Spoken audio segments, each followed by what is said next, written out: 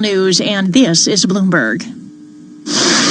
Karen, thanks. It is 6:33 on Wall Street, and Michael Barr is back with more on what's going on around the world. Good morning, Michael. Good morning, Nathan. President Trump escalated his threats against the World Health Organization over its handling of the coronavirus pandemic, saying he would permanently cut U.S. funding if it does not make sweeping reforms. In a 4-page letter detailing his many grievances with the WHO, President Trump called on the group to demonstrate independence from China, renewing a complaint that led him in April to temporarily suspend U.S. funding. The president spoke to reporters at the White House. Very sad job in the last period of time. And again, the United States pays them $450 million a year. China pays them $38 million a year. And they're a puppet of China. They're China-centric, to put it nicer, but they're a puppet of China. President Trump said Secretary of State Mike Pompeo asked him to fire the State Department Inspector General Steve Linick. The president, during a meeting with restaurateurs at the White House, said, "I do not know the gentleman. I was happy to do it." Linick was appointed to the job by Trump's predecessor, Barack Obama. The president belittled the idea that Pompeo would be under investigation for directing aides to perform personal errands. Democrats say they believe Linick was probing the administration's override of congressional objections to push through a $7 billion Saudi arms sale. Governor Andrew Cuomo says Western New York, including Buffalo, will reopen today. The governor also encouraged all major sports teams to plan to reopen without fans. Hockey, basketball, baseball, football, whoever can reopen. We're a ready, willing, and able partner. New York City is in line to meet the 7 criteria requirements to possibly ease COVID-19 restrictions next month. Most non-essential workers, of course, are going to keep either working from home or not doing the work they've done until we get to a point that's safer.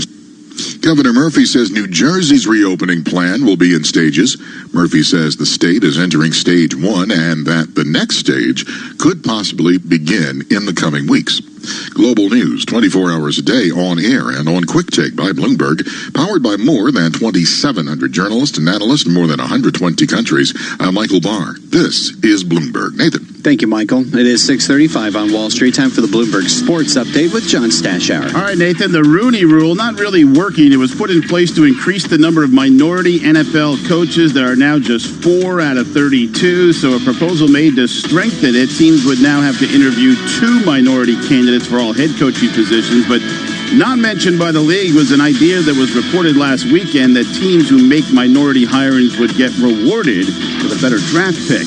Ben Roethlisberger, Phillip Rivers, Eli Manning all came into the NFL in 2004. Eli, of course, has retired, but Rivers now with a new team, and his Colts coach Frank Reich says he can see Rivers playing more than one season, and Roethlisberger is coming back from elbow surgery in Pittsburgh, released a video showing him throwing passes to his Steeler teammates. LeBron James, like seemingly everyone, just finished watching that ESPN documentary about Michael Jordan, the Chicago Bulls, the 1990s. LeBron wears number 23, always idolized Jordan, and says he also considered doing what Jordan did, sort of, leaving the NBA for another sport during the 2000 NBA lockout. LeBron says he considered playing in the NFL and that Cowboys owner Jerry Jones wanted to sign him. Bartolo Colon has a book coming out. He turns 47 next week. Didn't pitch last year, but says he wants to come out of retirement and pitch this season for one of his many old teams, the Mets. May 19th, this date in sports history, going back to 1910, and career win number 500 for Cy Young. He'd finished career with 511. It's a record that no one has ever come close to breaking. John Stashower, Bloomberg Sports. Nathan? Thanks, John. It's 6:37 on Wall Street. The following commentary is from Bloomberg Opinion. Goldman sounds the death knell for high-yield savings accounts. I'm Brian Chapata, a columnist for Bloomberg Opinion. Goodbye, high-yield savings accounts. We hardly knew you. For years, the products were a resounding success for both consumers and financial institutions alike.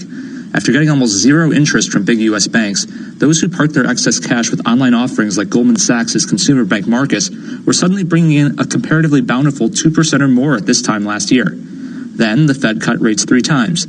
Then the coronavirus happened. There's now a chasm between the Fed funds rate and the going rates on some top high-yield savings accounts. The banks have so far moved lower gradually, likely to avoid sticker shock. They'll probably do whatever they can to delay going below 1%, a round number that could be the last straw for some individuals. But they can't defy gravity forever. Eventually, rates will have to head lower to the zero lower bound. These savings accounts will still hang around, but will hardly seem to fit the moniker of high yield. I'm Brian Chapata. For more opinion, please go to Bloomberg.com/opinion or OPIN Go on the Bloomberg terminal. This has been Bloomberg Opinion. You can hear Bloomberg Opinion commentaries every weekday at this time. Terminal customers can read more at OPIN Go. It is 6:38 on Wall Street. Time for the Bloomberg Green Report. Here's Elisa Parenti. Bicycles are becoming big business in a couple of post-pandemic settings.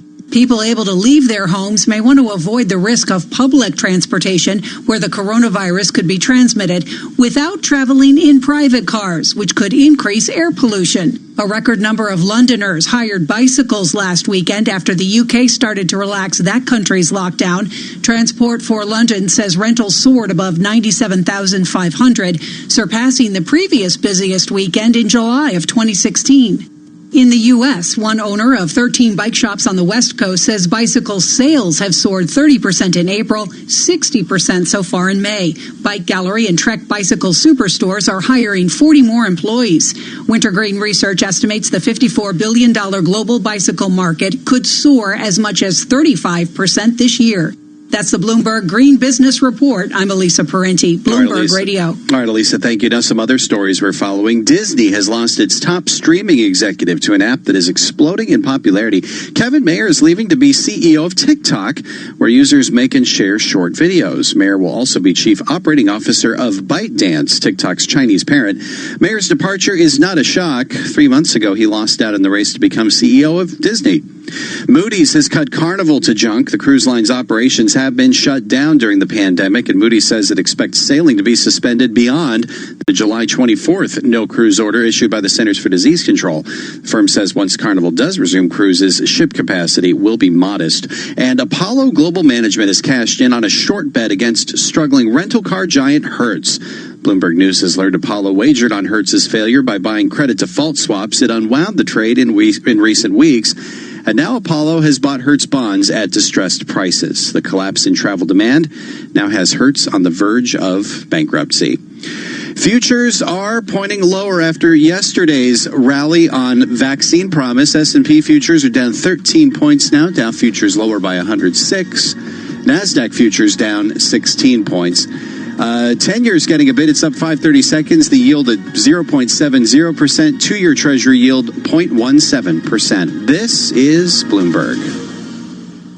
Asset managers who seize change to launch new strategies, add distribution channels, or exploit new technology to re-engineer the investor experience are often rewarded. However, in an industry paralyzed with complexity, few act with agility or decisively. Few run their businesses strategically, yet the most competitive managers in the market know with the right partner and a flexible operating system, you can. Go boldly toward change with SEI Investment Manager Services. I'm Steve Meyer, president of SEI's Investment Manager Services. At SEI, we understand the emerging forces that will define success for asset managers and what firms will need to compete tomorrow. That's why we continually optimize SEI's global operating platform. If your business requires greater agility, our advanced technology, integrated best-in-class systems, and multi-asset expertise can be your catalyst for business transformation.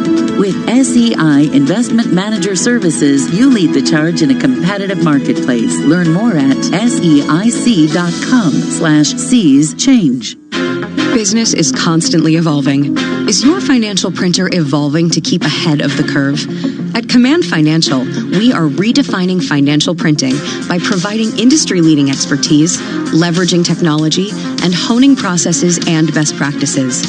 Every day, Command helps SEC registrants, as well as members of their working groups, including securities attorneys and investment bankers, prepare, file, and disseminate regulatory and disclosure documents, such as registration statements, M&A documents, and mutual fund prospectuses and reports. Command provides a full range of services to help you effectively complete your deal, meet your disclosure requirements, and achieve your shareholder communications objectives. Visit our website at commandfinancial.com and learn how we're evolving, not only with the times, but also with your business requirements. Command Financial, redefining financial printing. A half-price dream holiday, wouldn't want to miss that. A takeaway for free, wouldn't want to miss that. And 30 gigs data for just £10 a month on Smarty Mobile. You definitely don't want to miss that. Our Smarty SIM comes packed with 30 gigs of data and unlimited calls and texts for just £10 a month on a 1-month plan. That's why Smarty won Best Value SIM-only network in the U-Switch Mobile Awards 2020. Don't miss out. Search Smarty Mobile. Smarty. Simple, honest mobile. Smarty.co.uk. Thanks to National Lottery players, South Denbighshire Community Partnership are now delivering Hot Wheels to elderly people in the community like Bob and Sarah. Thank you. And £600 million of National Lottery funding is on its way to thousands more local projects across the UK during these exceptional times. Thank you. Thank you. Thank you. Thank you. Thank you. The National Lottery. Your numbers make amazing happen. This is an important update from the government about coronavirus. We all need to stay alert so we can control the virus and reduce the risk of infection. Staying alert means you must stay at home as much as possible. Work from home if you can. Limit contact with others. Keep your distance if you go out. And wash your hands regularly. Do not leave home if you or anyone in your household has symptoms. Stay alert. Control the virus.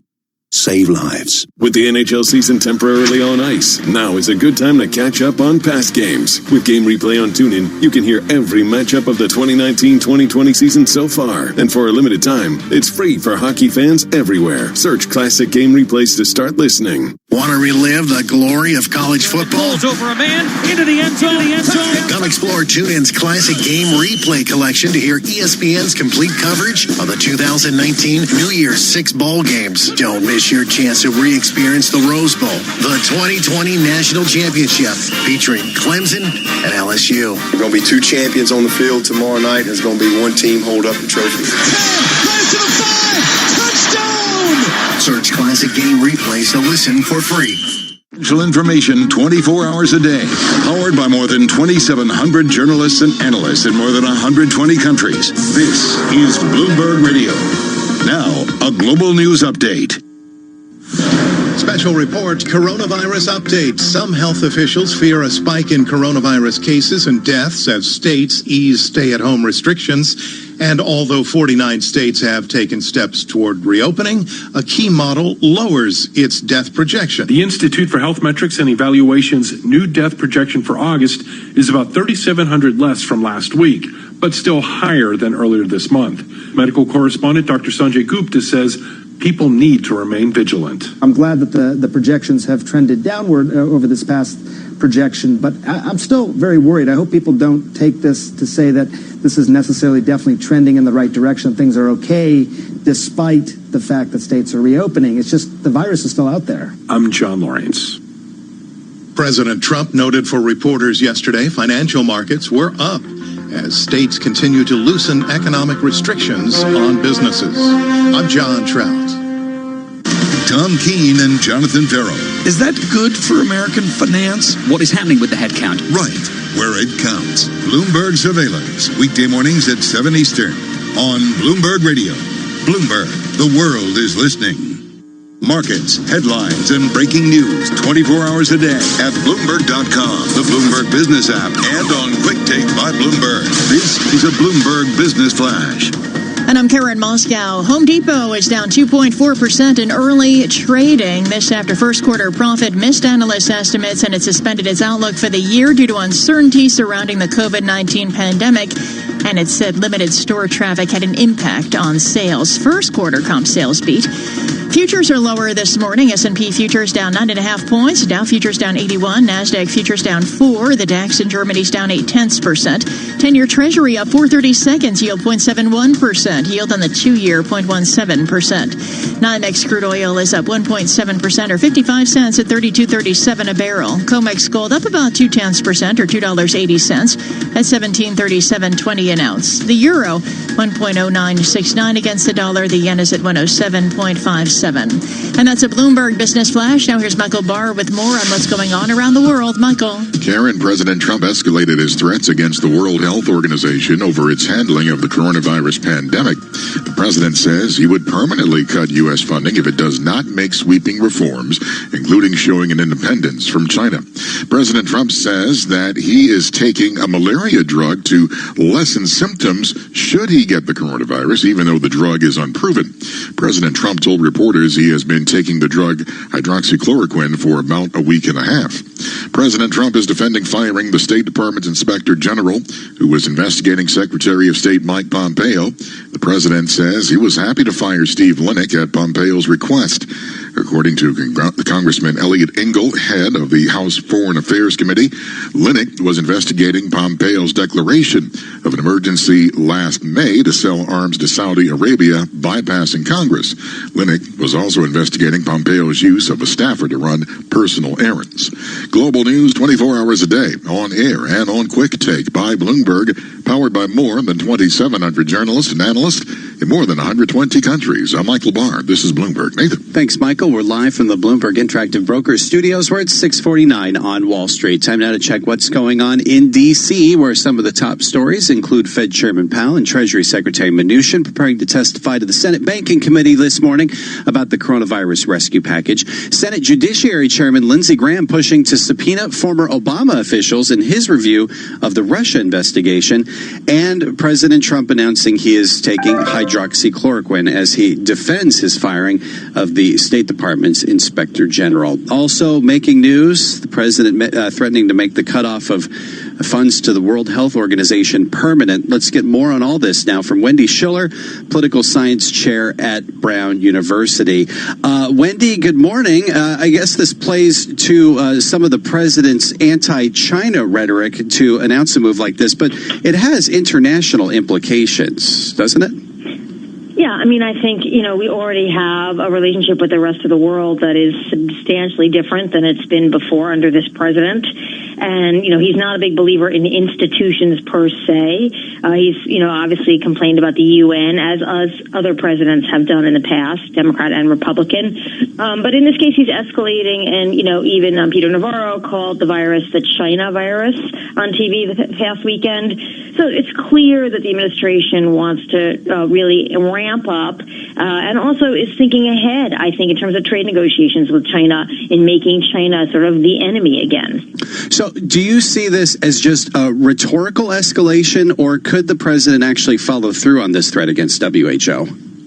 Well, I mean, I think, it would be, extraordinarily bad judgment to sort of take ourselves out of world health in the middle of a pandemic. But again, this is really the Trump motto. It's been the Trump motto since 2016. America's great and can go it alone. And there are some arguments to be made. For example, for supply chain, we've talked about this before, Nathan. We want to be able to make what we need in the United States in the event of a pandemic. We clearly didn't do that or weren't prepared to do that, from everything from ventilators to medicines. So he's got a case to make. Whether he makes it this way without sort of demonizing China, that's just a whole other story. We can't really predict that. Although there is a case to be made on the other side, isn't there, about the president taking China at its word early in the pandemic and publicly praising President Xi's response in January and February? Well, Trump is better, I think, than any president we've had in a long time of just turning the page and making people forget what he said even last week, much less last month. He's really good at it.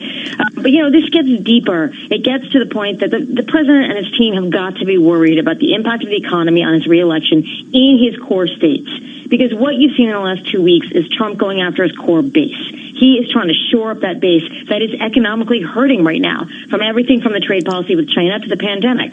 And these are the people that vote for him. And he's counting on this recovery happening, I think, faster in the Southeast, his home base, and somewhat in the Southwest. But if it doesn't, what's he going to run on with the very people that got him in last time? So he's setting up to make sure to shore them up. And it just gives you an indication of how worried they really are about the impact of the economy on his prospects in November. Do you see the targeting of inspectors general of late being part of that base shoring operation? I think that's just typical Trump circling the wagons. I think if there's any indication that government and the bureaucracy is going after anybody that he sees as loyal, he sees Pompeo as loyal right now, he's just going to fire them. Now, the Democrats want to make a case about this, the abuse of power, the authoritarian Trump. The problem for them is that the states that are the strictest on lockdown, which is a use of government power, are liberal states. The liberal Democratic governors have been the toughest out of necessity. But it's hard to make a rhetorical argument to the American people that Trump is the guy who's abusing his authority when you can't go out of your house. And I think that's going to be a bigger problem for Democrats as you move along, which is why I think you're seeing more of this loosening up, because the Democrats realize that they're on the other side of this now. They're the ones who are being more authoritarian with government power than Donald Trump. What was your reaction when the president announced shortly after defending the firing of the State Department IG that he's now taking hydroxychloroquine within minutes of those announcements? Well, I never really quite know exactly what the president means when he says things like that. Is he taking it every single day? Is he taking it for the last week and a half? How is he feeling? We just don't quite know. We never really get a full picture. But I think he wants to defend himself. I think other people might take it because he's trying to he's taking it. We'll see how that works. But the president has always tried to maintain the idea that we have a solution to this, that we can beat it, that we can address it, that we'll find a way, vaccine promises, etc. And that is a campaign message, right? I will get you out of this, and I'm going to prove it to you. I'm going to take this drug because I'm trying to get us out of it. And right now, with the silence coming out of the Biden campaign in response to the president, he's using the incumbency and the bully pulpit to his fullest advantage right now. Well, is there a risk if the president is seen as encouraging people to take this medication and follow his lead, that could have some blowback against him? Well, you would think so, except that he was encouraging the protesters in Michigan and the protesters in Wisconsin on opening up government, and they were showing up to rallies, some of whom had masks, some of whom were doing social distancing, but a fair number of them not. He's saying go to church when people are saying, hey, these religious services with a lot of people will be dangerous. He doesn't seem to care about that because he doesn't think that these individual cases that might result in harm will affect him. It's all about messaging that he will get us out of this and he'll get us back to normal. And, in that case, he's been fairly consistent. And again, shoring up his own base, which, unless his economy picks up, will be hurting substantially September, October, November. And I think that's really their focus right now. All right, Wendy Schiller, always good talking with you. Thanks so much. Wendy Schiller chairs political science at Brown University. Karen. Nathan, thank you. It is 6:55 on Wall Street. It's time for the Bloomberg Small Business Report with John Tucker. John, good morning. Good morning, Karen. Curbside pickup has started for retailers in New Jersey. A lot of stores with online ordering have already been doing it for months, but not smaller stores like Eat Your Spinach in Ridgewood, New Jersey. This is a boutique for kids' clothing. It's been shut down for 2 months. Anna Agnagnos owns this store, and Anna, your business came to a full stop when the stay-at-home order was announced. Is that right? The moment we could not have an open store, that's when everything stopped for me, meaning I'm not doing anything. And the landlords, I guess, are kind of just waiting to see what's happening. They haven't really told me anything yet.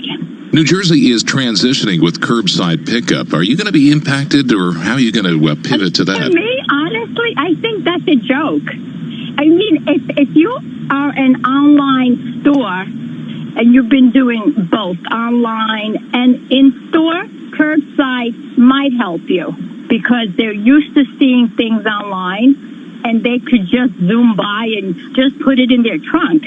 But I don't think curbside means come in and shop. It sounds like you don't have a lot of clarification on what New Jersey is transitioning to. Right, for me, because I've seen people, other boutiques, thinking that the customers can come, or we can go outside and show them things. Like instead of them coming in, you can go out and show them things on the sidewalk. I don't know. Well, yeah, for small boutiques like yours, where it's all about customer service and a personal touch, sounds like curbside pickup may not be the big boost you need. Best of luck, Anna. Anna Agnagnos, the owner of Eat Your Spinach, a kids' clothing store in Ridgewood, New Jersey. And we're going to continue bringing you stories of small business, how they're struggling and adapting in this climate every day at this time, right here on Bloomberg Radio. I'm John Tucker. That is your Bloomberg Small Business Report for today. Karen. All right, John, thank you. We continue to watch shares of Home Depot and Walmart this morning. Walmart's up 1.5% ahead of its earnings release, and Home Depot shares, they're down about 2.9% after it reported its earnings. Futures this morning also lower. S&P futures down about 10 points. Dow futures down 83. NASDAQ futures down 7. 10-year Treasury up 4/30 seconds, yield 0.71%. Bloomberg Surveillance straight ahead with Tom Keene, Jonathan Farrell, and Lisa Abramowitz. For Nathan Hager, I'm Karen Moscow, and this is Bloomberg. Influential. The garden tools that mean you can grow your own. The fire pit that turns tea time into an alfresco dining experience. The paddling pool that turns your back garden into a water park. With a choice of ways to pay, you can make the most of family time. You can say yes when it matters most at very.co.uk. Goods and services provided by Shop Direct Home Shopping Limited. Credit provided. Subject to status by Shop Direct Finance Company Limited. 18+. Picture in your mind a stylish Audi with striking LED headlights, sporty alloy wheels, and some of our most advanced features, including a 10-inch digital cockpit and smart assistant systems like lane departure warning. Picture what that Audi looks like. Now think smaller. The Audi A1. It's not a small car, it's a small Audi. Visit audi.co.uk. Audi. Vorsprung durch Technik.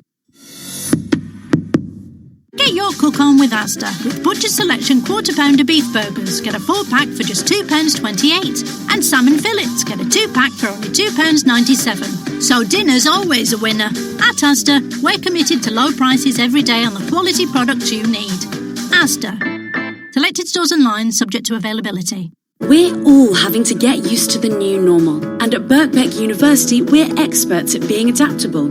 As London's evening university, we've been flexing around the lives of busy commuters for nearly 200 years. And you can find everything you need to secure your place for autumn online. From expert advice to virtual tours, a live chat with our students and course applications. Make the new normal, studying for the career that you really want. Search Birkbeck, and it's new problem solved. Of Alphabet's business are most likely to come under scrutiny. Get all the pieces. They're getting mixed signals from governments. He's failed to gain traction. Bloomberg Radio, the Bloomberg Business, Radio.com, and iHeartRadio apps, and BloombergRadio.com. Bloomberg, the world is listening. From the financial capital of the world, 24 hours a day at Bloomberg.com, on the Bloomberg Business app, and on Quick Take by Bloomberg. This is Bloomberg Radio. This is Bloomberg Surveillance Economics. Certainly, we've got to put a floor under the economic carnage. Markets didn't believe the coronavirus would take down the world economy. Finance. The sellers are not necessarily finished, but quite exhausted. Investment. That's the reality that we have to settle ourselves to. This is the start of a depression. We're going to have a bounce back when everything is open. The question is, what is the shape of the economy from there? Bloomberg Surveillance with Tom Keene, Jonathan Farrell, and Lisa Abramowitz on Bloomberg Radio.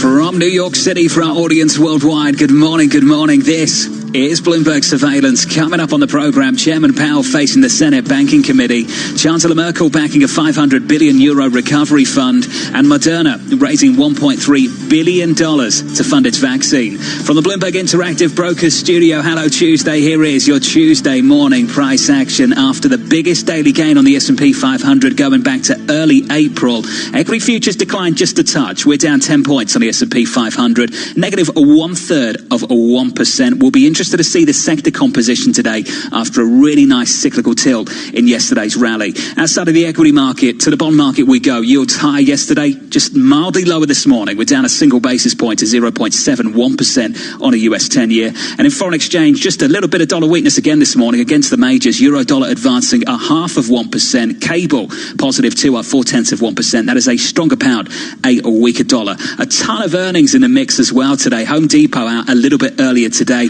suspending its outlook, and Walmart doing the same, withdrawing its outlook for fiscal 2021. First quarter revenue coming in at $134.62 billion. The estimate $132.79. So that's the story in the equity market. Alongside Tom Keene, I'm Jonathan Farrow, together with Lisa Abramowitz. You are listening to Bloomberg Surveillance. Front end centre, Mr. Keene. Chairman Powell a little bit later, with Secretary Mnuchin facing down the Senate Banking Committee.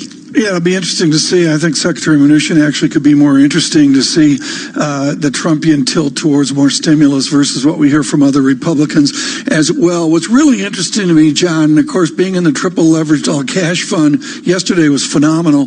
But it's just extraordinary to see how everyone is readjusting to where we are right now. And you wonder, will the chairman, with the subtlest of nuances, readjust this morning? I just think it's far too early for any kind of adjustments from the Fed chair at this point off the back of one day, Tom. But I take your point. A lot of people are adjusting and looking for that cyclicality in a portfolio that we can discuss a little bit later. Lisa, front and centre, in terms of earnings, equity earnings, a lot coming from the retail players this morning. Yeah, and what we're seeing right now is the big getting bigger, and some of the companies that have benefited the most from the pandemic. I'm thinking of Home Depot, everyone going and trying to improve their homes that they're stuck in. That even they are seeing the costs associated with the pandemic. The focus on consumer spending continuing today. Urban Outfitters reporting after the bell, Lowe's before the bell tomorrow. Also in focus today, 8:30 a.m. Wall Street time, U.S. housing starts, building permits. And then, of course, as you're talking about, Fed Chair Jay Powell and Treasury Secretary Stephen Mnuchin testifying in front of the Senate Banking Committee at 10 a.m. What I'm interested in hearing is how much risk Treasury Secretary Stephen Mnuchin is willing to take on the behalf of the government in order to prop up struggling companies, John. Very much front and center for me. We'll discuss a little bit later with Jim O'Sullivan of TD Securities. Looking forward to catching up with Jeff Curry at Goldman Sachs at 7:30 on the oil market as well. We begin the conversation this morning, I'm pleased to say, with Chris Marangi, Gabelli Funds Co-Chief Investment Officer. He joins us on the phone. Chris, fantastic to catch up with you, sir. Let's just start with retail. Why Chris Marangi is reluctant to take on any retail exposure. Just walk us through it. Well, good morning, John. Yeah, listen, retail has historically not been an area of core competency for us. The consumer is notoriously fickle. The business generally has been capital intensive.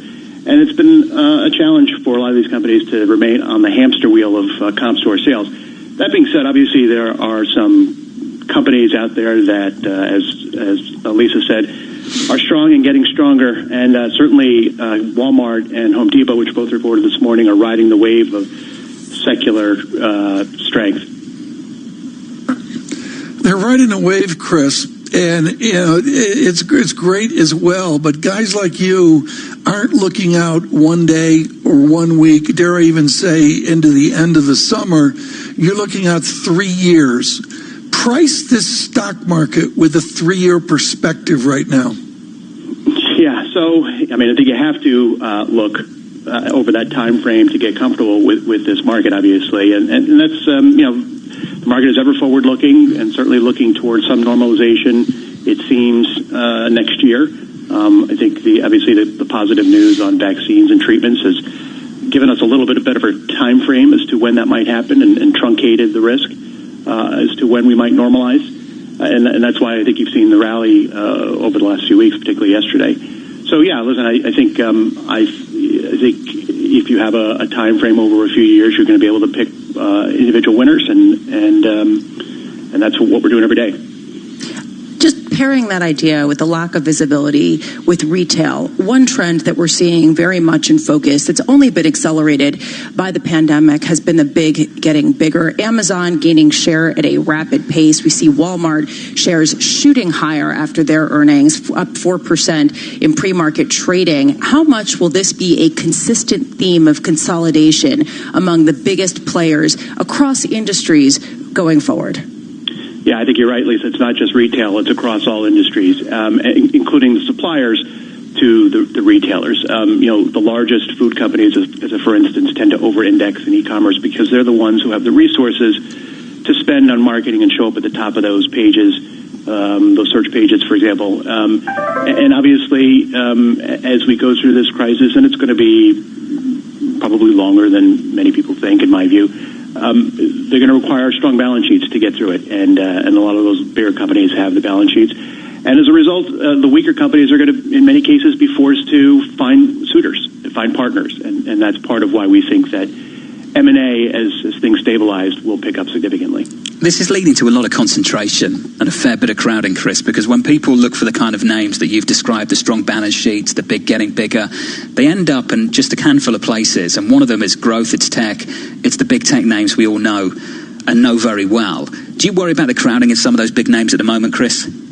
Well, yeah. So crowding from a stock perspective and crowding from an antitrust perspective, amongst others.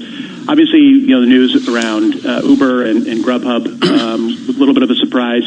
Again, that's another example of what's going to happen, in my view. But yes, from a stock perspective, obviously this market has been led by a narrow few names, and while they're great companies, they're probably not the best opportunities going. I mean, I can see you and Mario in a room together, Chris, looking at EBITAC, which is EBITDA before earnings before interest, taxes, amortization, depreciation, and coronavirus. Are you guys adjusting for coronavirus? Are you accounting on that basis?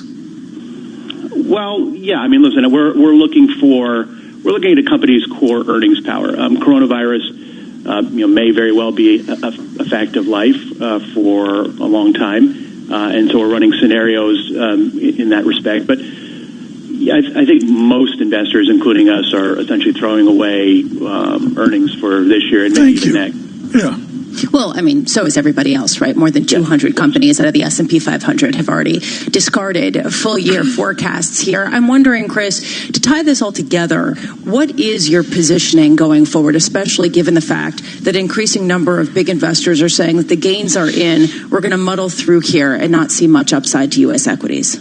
Yeah, I don't know that I agree with that. We look at some of the companies that we own, still down, 20, 30, 40% in many cases, and those companies are ones, very, good companies that are exposed to travel, to gathering, and industrials that have cyclical exposure. And if you believe that this virus is not going to get worse and the financial side of the economy is not going to get worse, and i.e. there'll be availability of capital, those are, I think, good investments because if they make it through, there's a lot of upside as we normalize. So that's what we're looking at. Particularly, historically, small caps have led out of recessions, and I don't think that will be different here. So we're seeing a lot of opportunity in that part of the market. Hey, Chris, always fantastic to catch up with you. Send my best to the team. Chris Marangi there of Gabelli Funds. Let's get you some news, some headlines worldwide. Here's Michael Barr. Thank you, John. Lisa, Tom. Secretary of State Mike Pompeo told the Washington Post he was unaware Steve Linick, the Inspector General that was recently fired by President Trump, was investigating him over his decision to approve billions of dollars in arms sales to Saudi Arabia. House Speaker Nancy Pelosi. The president is correct in saying he can fire anyone he wants. When it comes to inspectors general, he has a responsibility to inform Congress first. President Trump said Pompeo asked him to fire Linick. President Trump escalated his threats against the World Health Organization over its handling of the coronavirus pandemic, saying he would permanently cut U.S. funding if it does not make sweeping reforms. President Trump said that he is taking hydroxychloroquine, the anti-malaria drug that he's promoted as a treatment to combat coronavirus infection, despite government warnings that it can cause serious side effects. Trump said yesterday at the White House that he's been taking the drug for about a week and a half. Because I think it's good. I've heard a lot of good stories. And if it's not good, I'll tell you right. I'm not going to get hurt by it. It's been around for 40 years for malaria, for lupus, for other things. I'd take it. The sprawling sidewalk cafe lifestyle in big cities around the world could come to New York because of the pandemic. Last week, city officials were looking to expedite the permitting process to enable outdoor dining for restaurants, giving them additional space for socially distanced dining. In response, noted architect David Rockwell has created a template for outdoor dining that he is making public for establishments to use. Global news 24 hours a day on air and on Quick Take by Bloomberg, powered by more than 2,700 journalists and analysts in more than 120 countries. I'm Michael Barr. This is Bloomberg. John. Michael Barr, thank you, sir. Thank you very much. And Tom, there went the news cycle. I'm taking hydroxychloroquine. Yeah. And then that was it. Just like that, that's all everybody covered for the rest of the night and the whole of this morning on the major networks in America. It's extraordinary, John, and it really goes to the technocracy of America. This has a lot, folks, to do with the pharmacological miracle that came out of World War II and our reliance on these wonder drugs. And HCQ, John, is a wonder drug. It's the 128th largest prescription in America. It is absolutely critical, obviously, for malaria. But, John, it's also prescribed for rheumatoid arthritis and also for this terrible disease, lupus. This is a serious thing. And, you saw Neil Cavuto at Fox blow up yesterday.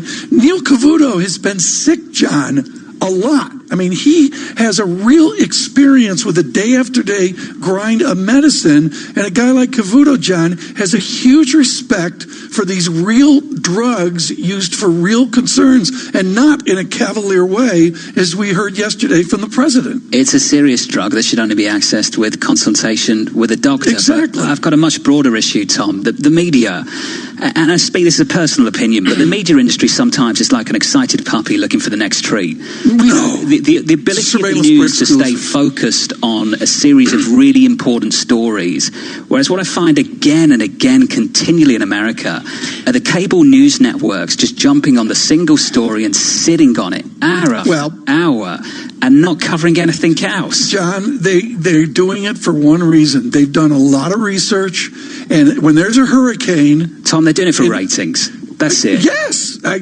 fully agree with that. When there's a hurricane like Hurricane Sandy, you get on Hurricane Sandy and you stay on it, or the ratings go down, right, Lisa?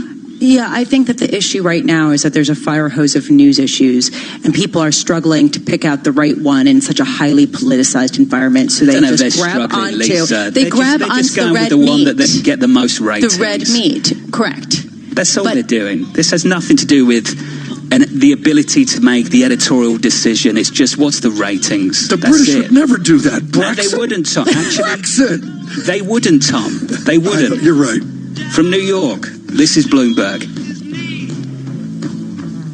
Why do hedge funds and other alternative managers rely on Pershing for a highly personalized experience? Mark Alderati, a managing director at BNY Mellon's Pershing and head of Prime Services, explains. In today's fast-paced environment, where the only constants are change and volatility, you need a prime broker who's both steady and agile, focused on supporting your needs so that you can focus on growing your business and producing results.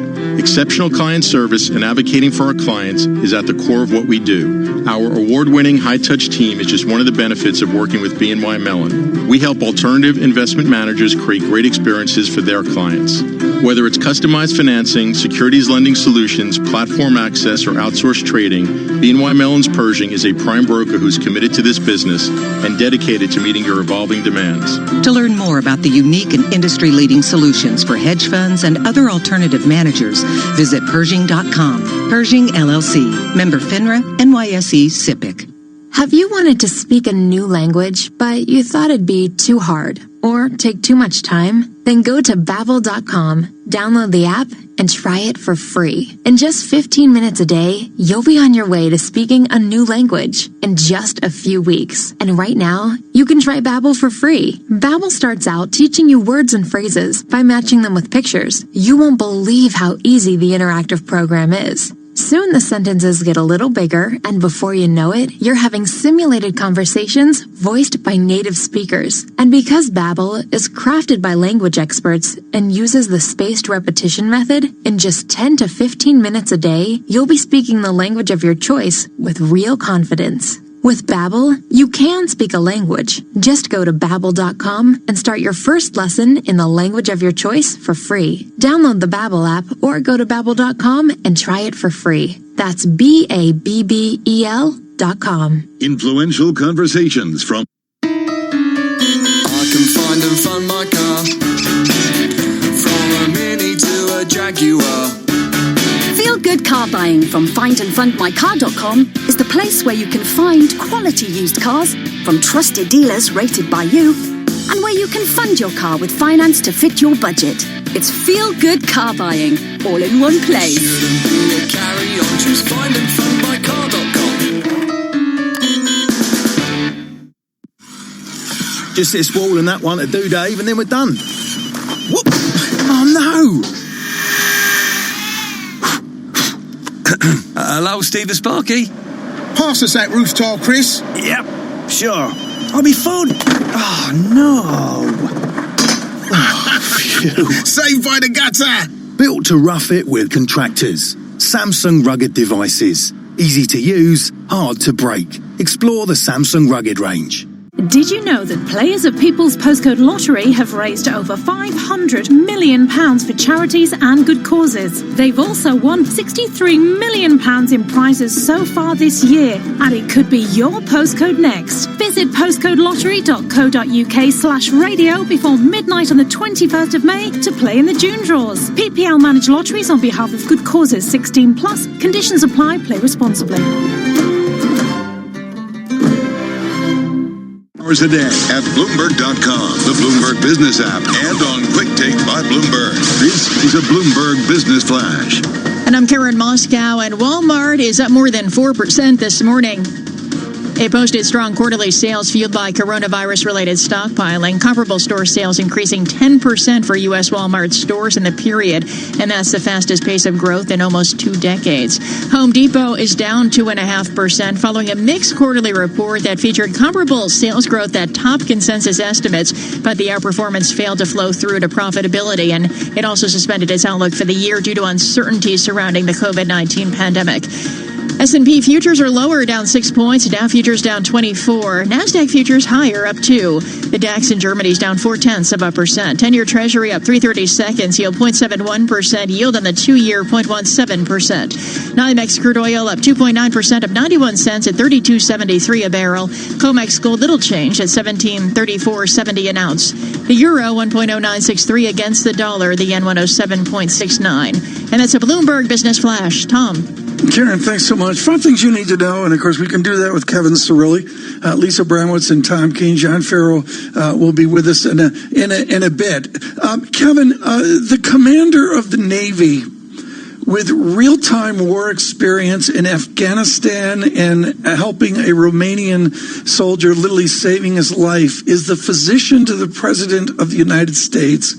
Clearly, overnight, he did not prescribe a prescribed medication to the president.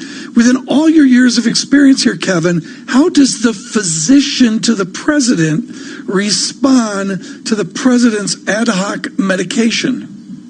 Well, I mean, he got hydroxychloroquine. So the president, yesterday is saying that he's on that he doesn't have coronavirus, and that he's taking hydroxychloroquine. And so,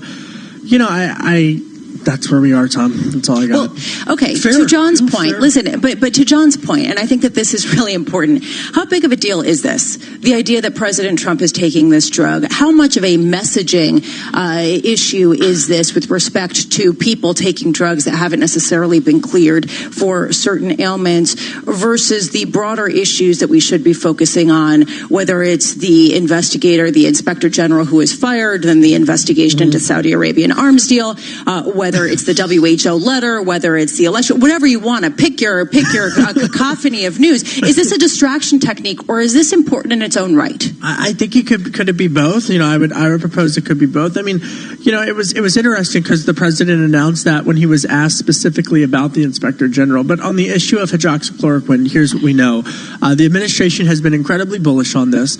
That's point one. But the second point is that frontline workers, especially those in hospitals, have been utilizing hydroxychloroquine, and finally, Lisa, you're absolutely correct. I mean, the science is developing on this in real time. We should note, Moderna had a great day yesterday, just given on news of optimism on a vaccine.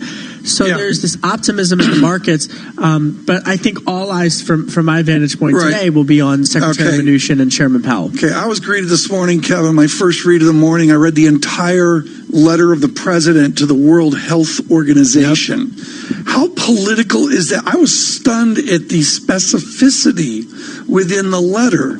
Who was that letter written to besides His Excellency of the World Health Organization? Xi Jinping. And yesterday I spoke with Joel Rubin on Bloomberg Sound On. He's a former deputy undersecretary at the State Department in the Obama administration for legislative affairs. And I said, I want to know what Democrats would do differently here, especially with China, because Xi Jinping goes and does the video conference yesterday to the World Health Organization and pledges $2 billion.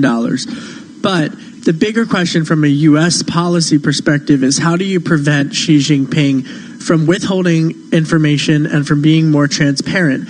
Democrats, according to Mr. Rubin, Democrats are going to be pushing for more staff in China. Now, the Democrats have been critical of the Trump administration for reducing staff in China at the State Department. Now, the Republicans would say, well, not so fast. They were kicked out. But either way, it's Republicans and Democrats saying that China has to be more transparent. They agree on the outcome, and how to achieve that outcome is obviously where the debate is. Yeah, and it's going to be a really difficult issue for the Democrats, given their history, given where they've been coming into this, trying to say that they're taking as hard of a line.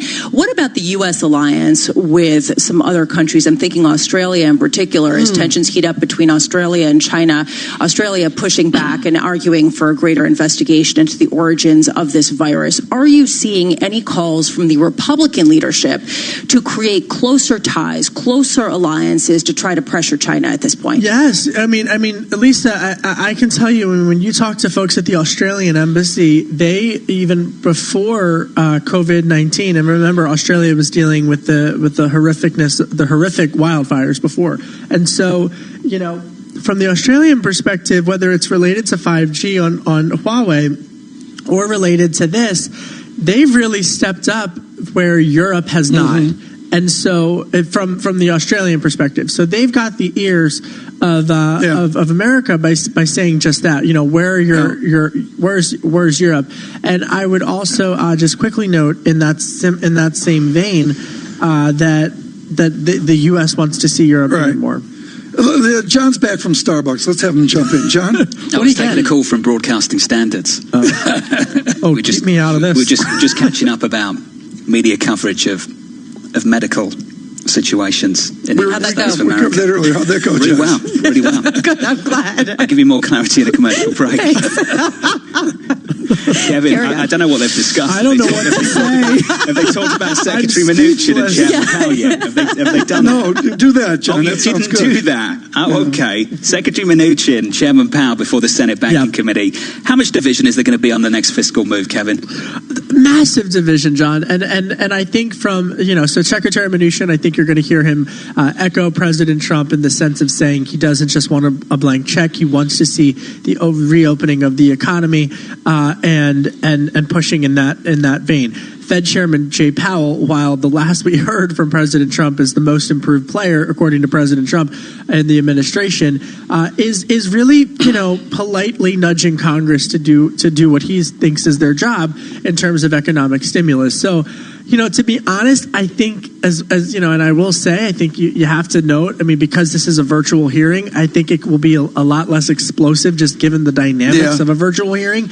But it's still incredibly important because of the two people delivering the messages. Maybe we ought to have permanent virtual hearings. Kevin Cirilli, thank you so much coming to us. I hear a chorus of no's. How do you really feel, Kevin?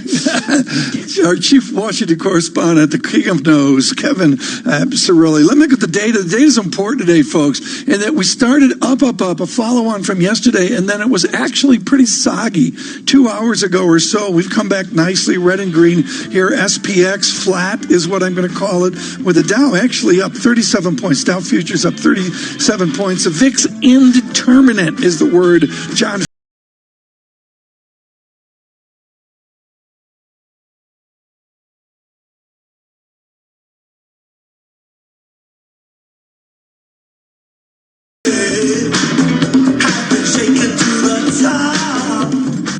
Debbie Hart is president of BioNJ, which represents the interests of more than 400 New Jersey-based biotech companies. She's also a strong voice in the biotech sector, supporting research universities like New Jersey Institute of Technology. She sees NJIT as a valuable partner in attracting venture capital and biotech startups to the Garden State. So the number one reason that companies come here to New Jersey for the biotech industry is for our talent. We estimate that there were about 30 biotech companies in the early 90s in New Jersey, about 80 in 1998. Today there are more than 400. And that growth continues, and it's come from every possible angle. Other countries, other states, they've spun out of our academic institutions as well as our biotech and our pharma companies, and we expect that growth to continue long into the future. And NJIT is a pipeline for talent, for companies, for entrepreneurs to do that important work. NJIT, New Jersey Institute of Technology. Learn more at njit.edu. President of the Jewish Communal Fund, Zoya Raines, and her husband Robert Friedman, Jewish activists and philanthropists, talk about why they chose the Jewish Communal Fund for their charitable giving. As very busy working parents, we wanted to focus more on the charity part of it and wanted to focus more on our children and less on the administration. The Jewish Communal Fund is one of the oldest and largest donor-advised funds, but at the same time, they're totally up to date and have state-of-the-art systems for us to access and manage our contributions online. The assets in our fund at the JCF grow tax-free, so we can generate more charitable dollars to support the charities that we care about most. Let JCF minimize your taxes and maximize your charitable giving. We're incredibly passionate about our charity, and the JCF allows us to focus more on the charity and less on the administration and the headaches. For more information about Jewish Communal Fund, visit our website at jcfny.org and request a new fund kit. This is a Bloomberg Money Minute. Did you know that players of People's Postcode Lottery have raised over £500 million for charities and good causes? They've also won £63 million in prizes so far this year, and it could be your postcode next. Visit postcodelottery.co.uk/radio before midnight on the 21st of May to play in the June draws. PPL manage lotteries on behalf of good causes 16+. Conditions apply. Play responsibly.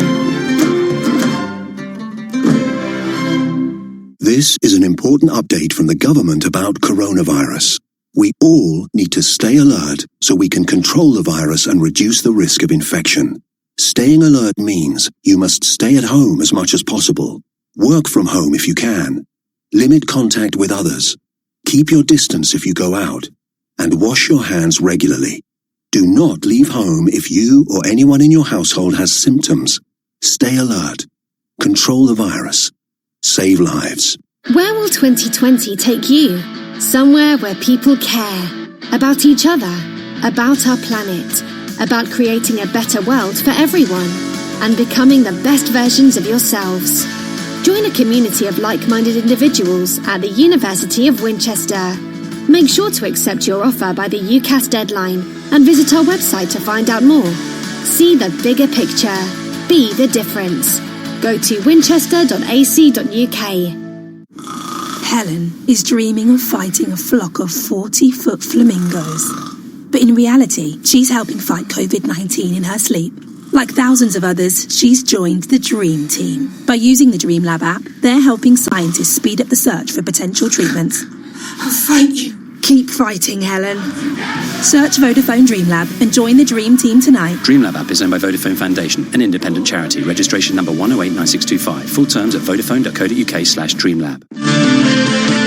Broadcasting live from the Bloomberg Interactive Broker Studio in New York. Bloomberg 1130 to Washington, D.C. Bloomberg 99.1 to Boston. Bloomberg 106.1 to San Francisco. Bloomberg 960 to the country. Sirius XM Channel 119 and around the globe. The Bloomberg Business app and BloombergRadio.com. This is Bloomberg Surveillance. From New York City, this is Bloomberg Surveillance for our audience worldwide. We are live on Bloomberg Radio, 2 hours away from the opening bell.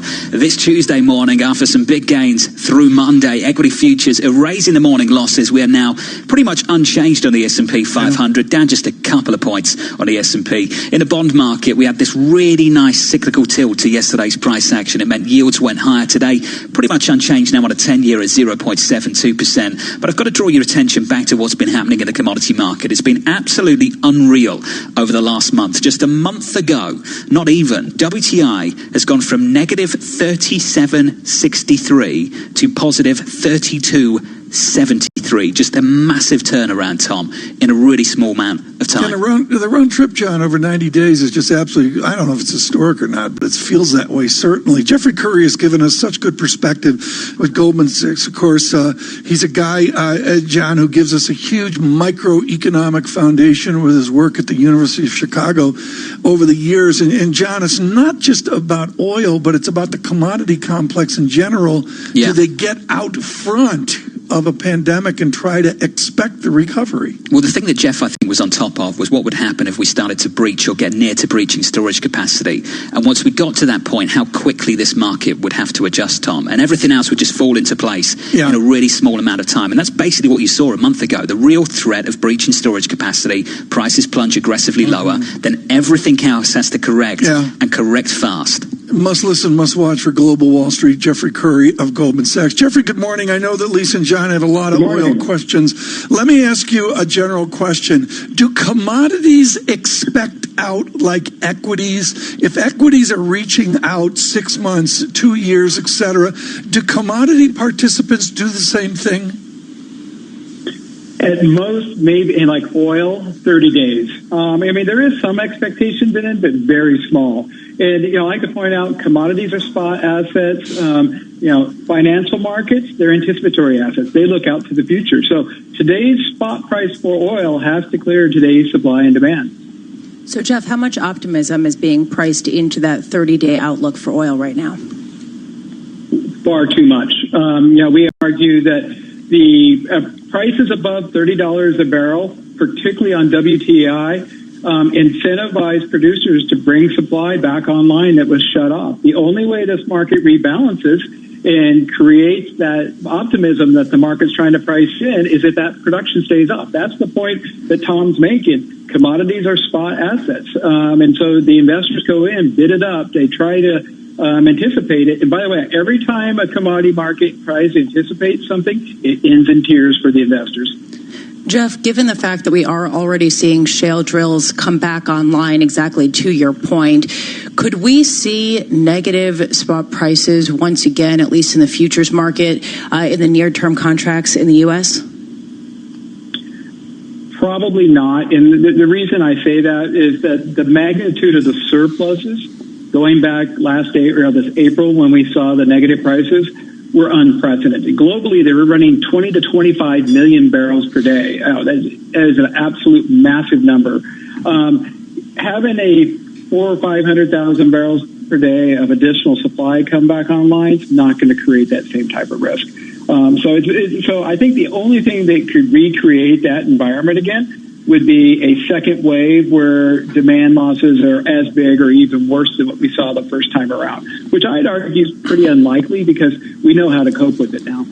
Jeff, I think the story of the last couple of days has been about demand normalizing and how quickly it can normalize. We've had some reports out of China that we're back to pre-COVID levels if you're looking at demand in China at the moment. Do you have any visibility on how quickly demand is coming back online?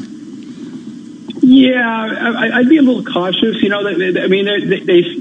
They argue it's 13 million barrels per day right now versus at December, at the end of last year, it was running 13.7. So that's still down. It's still down like 3 or 4%. The most recent data had it down 5%. So it's I'm not going to go as far as to say that it's a full recovery. Yeah. I think there's two things you take out of it. Commuting demand is up because people are too afraid to take public transport. And the jet demand is still down seriously. Jeff Curry, tell us about your world, commodities, folded into some of these glide paths of the pandemic. In Brazil, I noticed the other day, Indonesia's not doing well at all. I mean, some of these commodity and almost commodity importing countries are really struggling. How will the pandemic affect your world? I mean, the biggest and most direct impact is a sharp drop-off in CapEx, which starts to create supply problems further down the road. We see it in oil. You look at even like Exxon slashed their CapEx budgets. Decline rates began to set in the energy markets. You're not making investments in all sorts of different commodities, whether if it's mining, which starts to create supply constraints as we look further out. So I would argue that, yeah, it hurts demand right now. I mean, India's gold demand was very weak. But I think the longer term impact really is on investment. So link that framework into Brazilian real. I mean, I got to make some money here. Am I going to go weaker real going through 6? I mean, link your commodity world into the FX world at Goldman Sachs. How do you play it? Well, when the dollar strengthens, commodity prices typically go down, and the reason for that is you take you get a weaker Chilean peso, you can pay, labor becomes lower cost, and as a result, in dollars, the price of the commodity goes down. In the current environment, I mean, continue to argue for further strength in the dollar when you're sitting near, all-time highs. I think it's kind of difficult, but in no way am I going to go out and argue that we're going to get a snapback and I want to be short the dollar. But I think, I'm not focused on the dollar right now, just because it's not a good story one direction or the other. Yeah. We're speaking with Jeff Curry, Goldman Sachs Global Head of Commodities Research, and we've been focusing a lot on the price of oil. The other area that's been a hot spot has been the price of gold, climbing toward all-time highs when it comes to euro denominations and the dollar. It's the highest in more than 7 years. I'm trying to figure out what the upside here is, what the main argument that you buy into here for an ongoing strength in the precious metal is. Our near-term target is $1,800 an ounce, so it's got now modest upside from here. I want to first talk about what we know. Above 1,800, we're going into the world of the unknown. What we do know is the two main drivers of gold demand, investment demand, primarily in the developed markets, is very strong, driven by the stimulus, low real rates, and gold is just another defensive asset. You see it in the ETF holdings have gone up sharply. The other big main driver of gold is the consumption or consumer demand in emerging markets like India and China, like for, let's say, jewelry. India's numbers were atrocious that came out recently. The Chinese numbers still have yet to start to pick up. And so the one leg that's missing, and we think you're going to get it back in China and first, India is a question mark, is that consumer demand. That's what probably gets you to 1,800. Now, the question is, how do you go above 1,800 to 2,000? That's the world of the unknown. You have to start making assumptions on inflation expectations off the back of the large stimulus. The reason why it's difficult to model is you're running into the zero bound on nominal rates. So to make the argument, that gold's going to go much higher, you need real rates to go much more negative while the nominal rate stays fixed at zero. That means you have to make an assumption on inflation. Jeff, really smart stuff, as always. Jeff Curry in London. Jeff, what's London like at the moment? Have you made it into the square mile over the last few months, or is this work from home at Goldman? It's work from home. I haven't seen the square mile in a long time. But the weather's great here, and it's not as up and running as New York and the U.S. is, at least. Jeffrey really Curry, miss the city. Don't you miss the city, Tom? I do. I miss. Yes. I miss the square mile. You come out of Bank Station, see the Bank of England. Bonk. They said bonk. You call it bonk. Bonk. Bonk in London. Bonk. Who calls it bonk? The British, they call it bonk. You're given a tour by a Frenchman. Or something like that. I do. I miss the city. We're going to get over there, folks, at some point here when all of this is said and done. Jeffrey Curry, thank you, as always. The Bloomberg NJIT STEM Report, it's brought to you by New Jersey Institute of Technology and the NJ Scholar Corps program, incentivizing residents who attend college out of state to come home and finish their degree in New Jersey. Learn more at njit.edu/NJ. Come home. Here's John Tucker. And Tom, John, Elisa. Let's see what's making news in science, technology, engineering, and math. Moderna's announcement, its experimental vaccine, shows promise and a wave of optimism through global markets. So what exactly do they have? The few people who were given Moderna's coronavirus vaccine candidate in a phase 1 clinical trial developed neutralizing antibodies. That's a promising finding that has propelled the vaccine into the next phase of clinical testing. It's the first company to announce clinical findings of a vaccine that has been tested in humans. And researchers on another front are finding evidence that patients who test positive for the coronavirus after recovering aren't capable of transmitting the infection and could have the antibodies that prevent them from falling sick again. These findings were made by scientists from the Korean Centers for Disease Control and Prevention. They based their findings on the examination of 285 COVID-19 survivors. And more than 1 million international students attended U.S. universities during the 2018-19 school year, making up 5.5% of students pursuing higher education. That's according to the Department of State. More than half of them pursued STEM fields. Well, those graduating this year are seeing their plans upended by the shuttered campuses, closed borders, inflexible immigration policies, and an economy that seized up just as they were about to enter the workforce. Now, if this year's graduates can't secure first jobs because of the pandemic, they could be forced to leave the United States for good. Now, that is today's Bloomberg NJIT STEM report. Tom, John, and Lisa. John Tucker, thank you, sir. Thank you very much. Time for your news, your headlines worldwide. Here's Michael Barr. John, Lisa, Tom, thank you very much. A spokeswoman for the World Health Organization says the agency has no immediate reaction to a letter from President Donald Trump that listed his complaints against the United Nations Health Agency.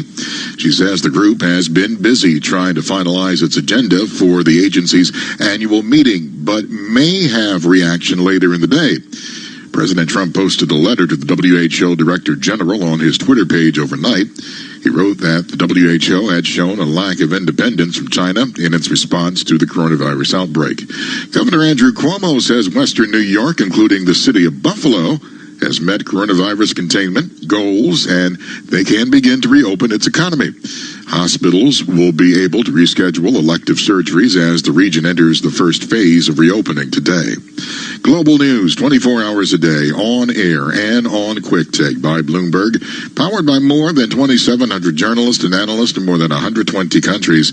I'm Michael Barr. This is Bloomberg, John. Michael Barr, thank you, sir. That was your news, your headlines worldwide. Here is your price action this Tuesday morning. We started the week with just a ton of optimism, which gave a real lift, a real cyclical lift to this equity market. Futures this morning, Tom, fading just a little bit, unchanged now on the session. We are negative around about 2 points. No drama here, Tom. You're looking at the bond market, in the Treasury market, yields are coming up just a little bit, up a single basis point to 0.73%. Quite clearly the event of the morning, 10 a.m. Eastern, Mr. Keene. We'll catch up with Secretary Mnuchin and Chairman Powell in front of the Senate Banking Committee. As I said before, John, I'm really going to lean on Secretary Mnuchin there to maybe steer the stimulus debate forward. Let's remind ourselves, 20% plus unemployment. Looking forward to the conversation and the next policy move. A big debate this morning from New York. This is Bloomberg. With a Bloomberg Business of Sports report, I'm Michael Barr. President Donald Trump said that the return of professional sports was essential for the psyche of our nation as it rebounds from the coronavirus pandemic. The president promised robust virus testing for athletes and spectators as he called into the broadcast of a charity golf event. Federal Reserve Chairman Jerome Powell was asked when Americans can feel comfortable in attending sports and entertainment events. Certainly no sooner than next season. Generally, public sporting events, public concerts and things like that, those will be among the last things that can be resumed. Powell made his comments on CBS's 60 Minutes. A game-worn pair of Nike sneakers from Michael Jordan's glory days sold for a record $560,000, almost 4 times the initial estimate for the autographed shoes. Sotheby's earlier estimated they would fetch as much as $150,000. And that is a Bloomberg Business of Sports report. I'm Michael Barr. Not completing high school is more of a social thing than it was an academic thing. I came out in the 11th grade. Nobody was embracing you. The kids were cruel. It was very difficult to be gay. Even though all these years have passed, I still had that longing to have my diploma. The hard part was determining that I was going to do it, but I definitely didn't do it alone. At age 30, with the help of her mentor, Carissa finished her high school diploma. I have a mentor, Maria. She convinced me to continue my education and to finish what I started to get my diploma. Just never judges. She's a true role model. If you're even considering getting your high school diploma, Go get it. You can do it. No one gets a diploma alone. If you're thinking of finishing your high school diploma, you have help. Find free adult education classes near you at finishyourdiploma.org. That's finishyourdiploma.org. Brought to you by the Dollar General Literacy Foundation and the Ad Council. Global news 24 hours a day. I can find and fund my car, from a Mini to a Jaguar. Feel good car buying from findandfundmycar.com is the place where you can find quality used cars from trusted dealers rated by you, and where you can fund your car with finance to fit your budget. It's feel good car buying, all in one place. Shouldn't be a carry on, choose findandfundmycar.com. Did you know that players of People's Postcode Lottery have raised over £500 million for charities and good causes? They've also won £63 million in prizes so far this year, and it could be your postcode next. Visit postcodelottery.co.uk/radio before midnight on the 21st of May to play in the June draws. PPL manage lotteries on behalf of good causes. 16+. Conditions apply. Play responsibly. A half-price dream holiday, wouldn't want to miss that. A takeaway for free, wouldn't want to miss that. And 30 gigs data for just £10 a month on Smarty Mobile. You definitely don't want to miss that. Our Smarty SIM comes packed with 30 gigs of data and unlimited calls and texts for just £10 a month on a 1-month plan. That's why Smarty won Best Value SIM-only network in the USwitch Mobile Awards 2020. Don't miss out. Search Smarty Mobile. Smarty. Simple, honest mobile. Smarty.co.uk. At Bloomberg.com, the Bloomberg Business app, and on Quick Take by Bloomberg. This is a Bloomberg Business Flash. And I'm Karen Moscow. We continue to watch shares of Walmart this morning up 4% in early trading. It posted strong quarterly sales fueled by coronavirus-related stockpiling. Comparable store sales increasing 10% for U.S. Walmart stores in the period, and that's the fastest pace of growth in almost 2 decades. Home Depot down 1.8% following a mixed quarterly report that featured comparable sales growth that topped consensus estimates, but the outperformance failed to flow through to profitability. Home Depot also suspending its outlook for the year due to uncertainty surrounding the COVID-19 pandemic. Futures this morning, they're a little changed. S&P futures down about 3 points. Dow futures up 10. NASDAQ futures, they're higher, up about 17. The DAX in Germany is down 0.2%.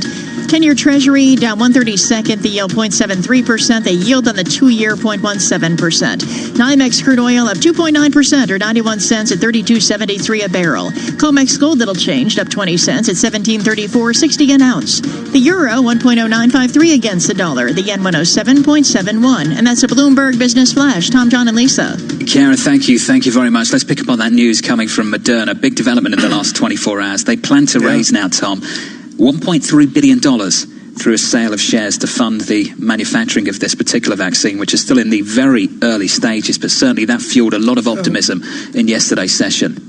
I saw 122 vaccines underdeveloped. Our expert on this, we've got a couple folks. We've got an exceptionally strong pharmaceutical team in news and Bloomberg Intelligence as well. Sam Fazili spoke to us from London this morning. This is Drew Armstrong, who is truly expert at the processes of our pharmacy. Drew, whether it's Moderna or the other 121 solutions that are going to solve this for us, does the U.S. have world-leading pharmacology, or are we waiting for the British or waiting for the French? How does that work? No, I think one of the things that's important to remember here is that this is a legitimately global effort, and it's probably a global solution in some way or another. There is a University of Oxford project that's out there, and I think shows some progress. There are a number of products in China. And the reality is that it is not going to just be one vaccine in all likelihood that solves this. I think one of the things you hear about when you talk to people is we're going to need multiple products that can be produced in multiple ways. Some are going to work some better for some parts of the population. Some are going to work better for others. And so this won't be a, hey, here's, the one company that solved it and then everybody else go and go do something else. I think we're going to see multiple solutions in all likelihood. That seems to be the expectation from some of the folks who are help managing this. Drew, just in terms of the particular the specific vaccine that's being developed by Moderna. Can you walk us through where they are, just in terms of the trials? I think we're all very keen to be hopeful, and I'm just wondering if you can set expectations on where we are actually with Moderna right now. And I think that's important because we are still in the very early stages of this. The data that Moderna released yesterday, those were phase 1 data. Now, phase 1 is the first human trial of a vaccine. And it's basically designed just to look at safety. You want to make sure that if you're going to give a shot like this to millions of people who are otherwise healthy, that you don't harm them in doing so. And it had a reasonably good readout in that respect. They also did look at some kind of lab markers of does this produce an immune system response? And the signs there were good as well. But again, very small trial, just a piece of the data there. We're waiting for a lot more that's going to come in phase 2, where they're going to test it in about 600 people. That's starting imminently. And then phase 3, which begins in July, where you're going to put this in thousands of people and let it do hand-to-hand combat out in the real world with the virus. Drew, here's what I'm struggling with. There's a lot of optimism. We certainly saw that in share prices yesterday, certainly of Moderna, if not everyone, based on the idea of a vaccine. But Max Neeson had a really good column out of Bloomberg Opinion saying the timeline is longer than people want when it comes to vaccine production in order to make sure it's effective, in order to make sure it's safe. And there is not really a way to get around that. Can you give us a sense of just how long or sort of at least the bare minimum of that timeline has to be? Yeah, so, I mean, the U.S.'s goal, they've stated that they want to have the beginnings of doses, a couple 100 million doses by the end of this year.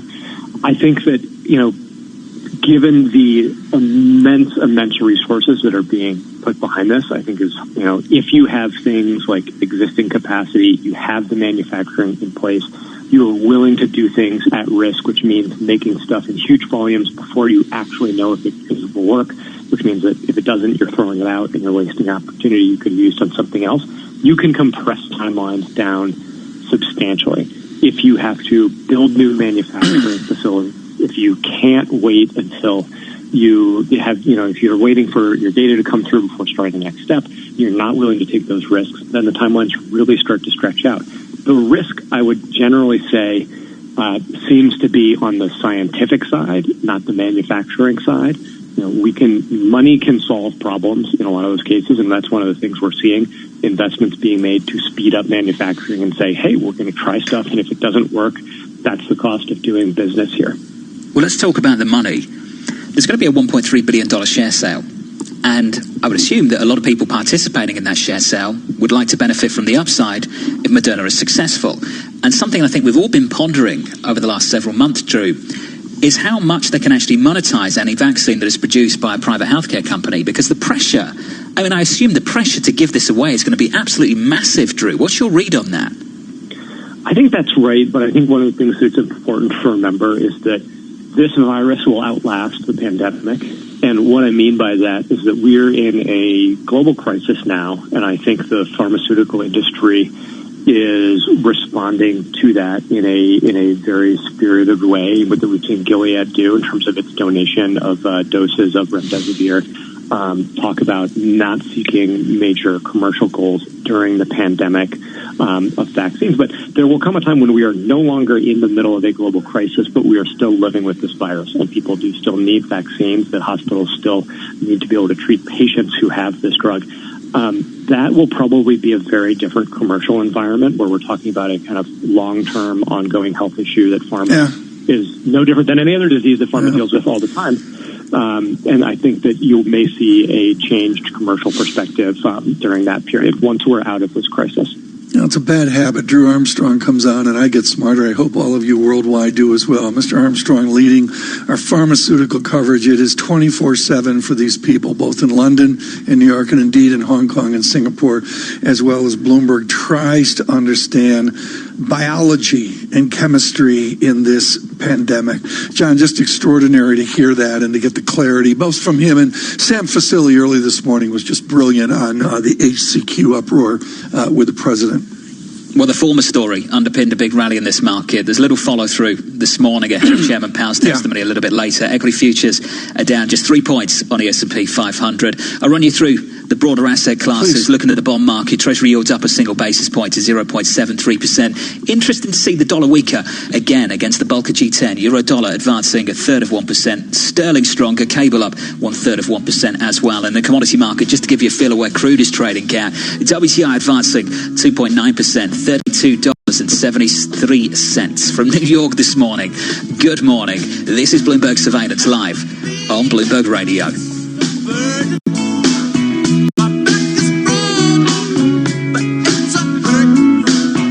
Asset managers who seize change to launch new strategy.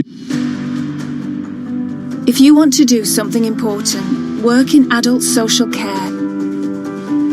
I'm Greg and I lead the team at a residential care home. Supporting people to live life to the fullest. It's an amazing job to have. We are recruiting in your local area. We need you now, and they need you always. Care for others. Make a difference. Today. Search adult social care jobs now. Did you know that players of People's Postcode Lottery have raised over £500 million for charities and good causes? They've also won £63 million in prizes so far this year, and it could be your postcode next. Visit postcodelottery.co.uk/radio before midnight on the 21st of May to play in the June draws. PPL manage lotteries on behalf of good causes. 16+. Conditions apply. Play responsibly. Where will 2020 take you? Somewhere where people care. About each other. About our planet. About creating a better world for everyone. And becoming the best versions of yourselves. Join a community of like-minded individuals at the University of Winchester. Make sure to accept your offer by the UCAS deadline and visit our website to find out more. See the bigger picture. Be the difference. Go to winchester.ac.uk. Typical Danny. Imagine trying to unwind at a spa weekend and you wind up getting your mud pack all over your fave personalised dressing gown. But no worries. Just one wash and my clothes will smell perf with Surf. Surf gives you long-lasting fragrance with natural essential oils. Find your fragrance in Surf's laundry range. Co-op has joined the call. Hello? Hi. Can you hear me? We're getting behind the food charity Fair Share. And we're making... Oh, sorry. You go. And we're making it easy For us all to do our bit. to be a local hero. Together we've raised enough for over 2 million meals. But we still need more. So please continue to donate in store. Or by texting meals to 70490 to give a tenner. Because even though we're apart, we can still help each other out. Co-op, it's what we do. Fair Share is a registered charity in England and Wales. 1110051 18+. Text cost £10 plus standard rate message. Helen is dreaming of fighting a flock of 40-foot flamingos. But in reality, she's helping fight COVID-19 in her sleep. Like thousands of others, she's joined the Dream Team. By using the Dream Lab app, they're helping scientists speed up the search for potential treatments. I'll fight you. Keep fighting, Helen. Search Vodafone Dream Lab and join the Dream Team tonight. DreamLab app is owned by Vodafone Foundation, an independent charity. Registration number 1089625. Full terms at vodafone.co.uk/dreamlab. At Moonpig, we've got making people happy down to a science. How? With flowers. Research shows that whether small blossoms or giant blooms, roses or peonies, receiving bouquets of any formation causes our bodies to produce endorphins, or the happy chemical. Thank you, Professor. And you too can harness the power of flowers with Moonpig. It's easy. Send a beautiful hand-tied bouquet of happiness straight from our app with just a couple of taps. Heartfelt can happen anywhere with moonpig.com. Losers in a trade war. You benefit if you're just further away from China. So that you can too. What are the ramifications if she crumbles or doesn't crumble? Bloomberg Radio, the Bloomberg Business, Radio.com, and iHeartRadio apps, and BloombergRadio.com. Bloomberg, the world is listening. From the financial capital of the world, 24 hours a day at Bloomberg.com, on the Bloomberg Business app, and on Quick Take by Bloomberg. This is Bloomberg Radio. This This is Bloomberg Surveillance Economics. A lot of us are still in a bit of a guessing game, trying to determine how severe the downturn will be. The only thing that can bring an end to the crisis is containing the disease. Finance. We are the one country where people depend on employment for health insurance in the middle of a health crisis. Investment. Real yield is a scarce asset these days. It's just unknowable, of course, where things are going.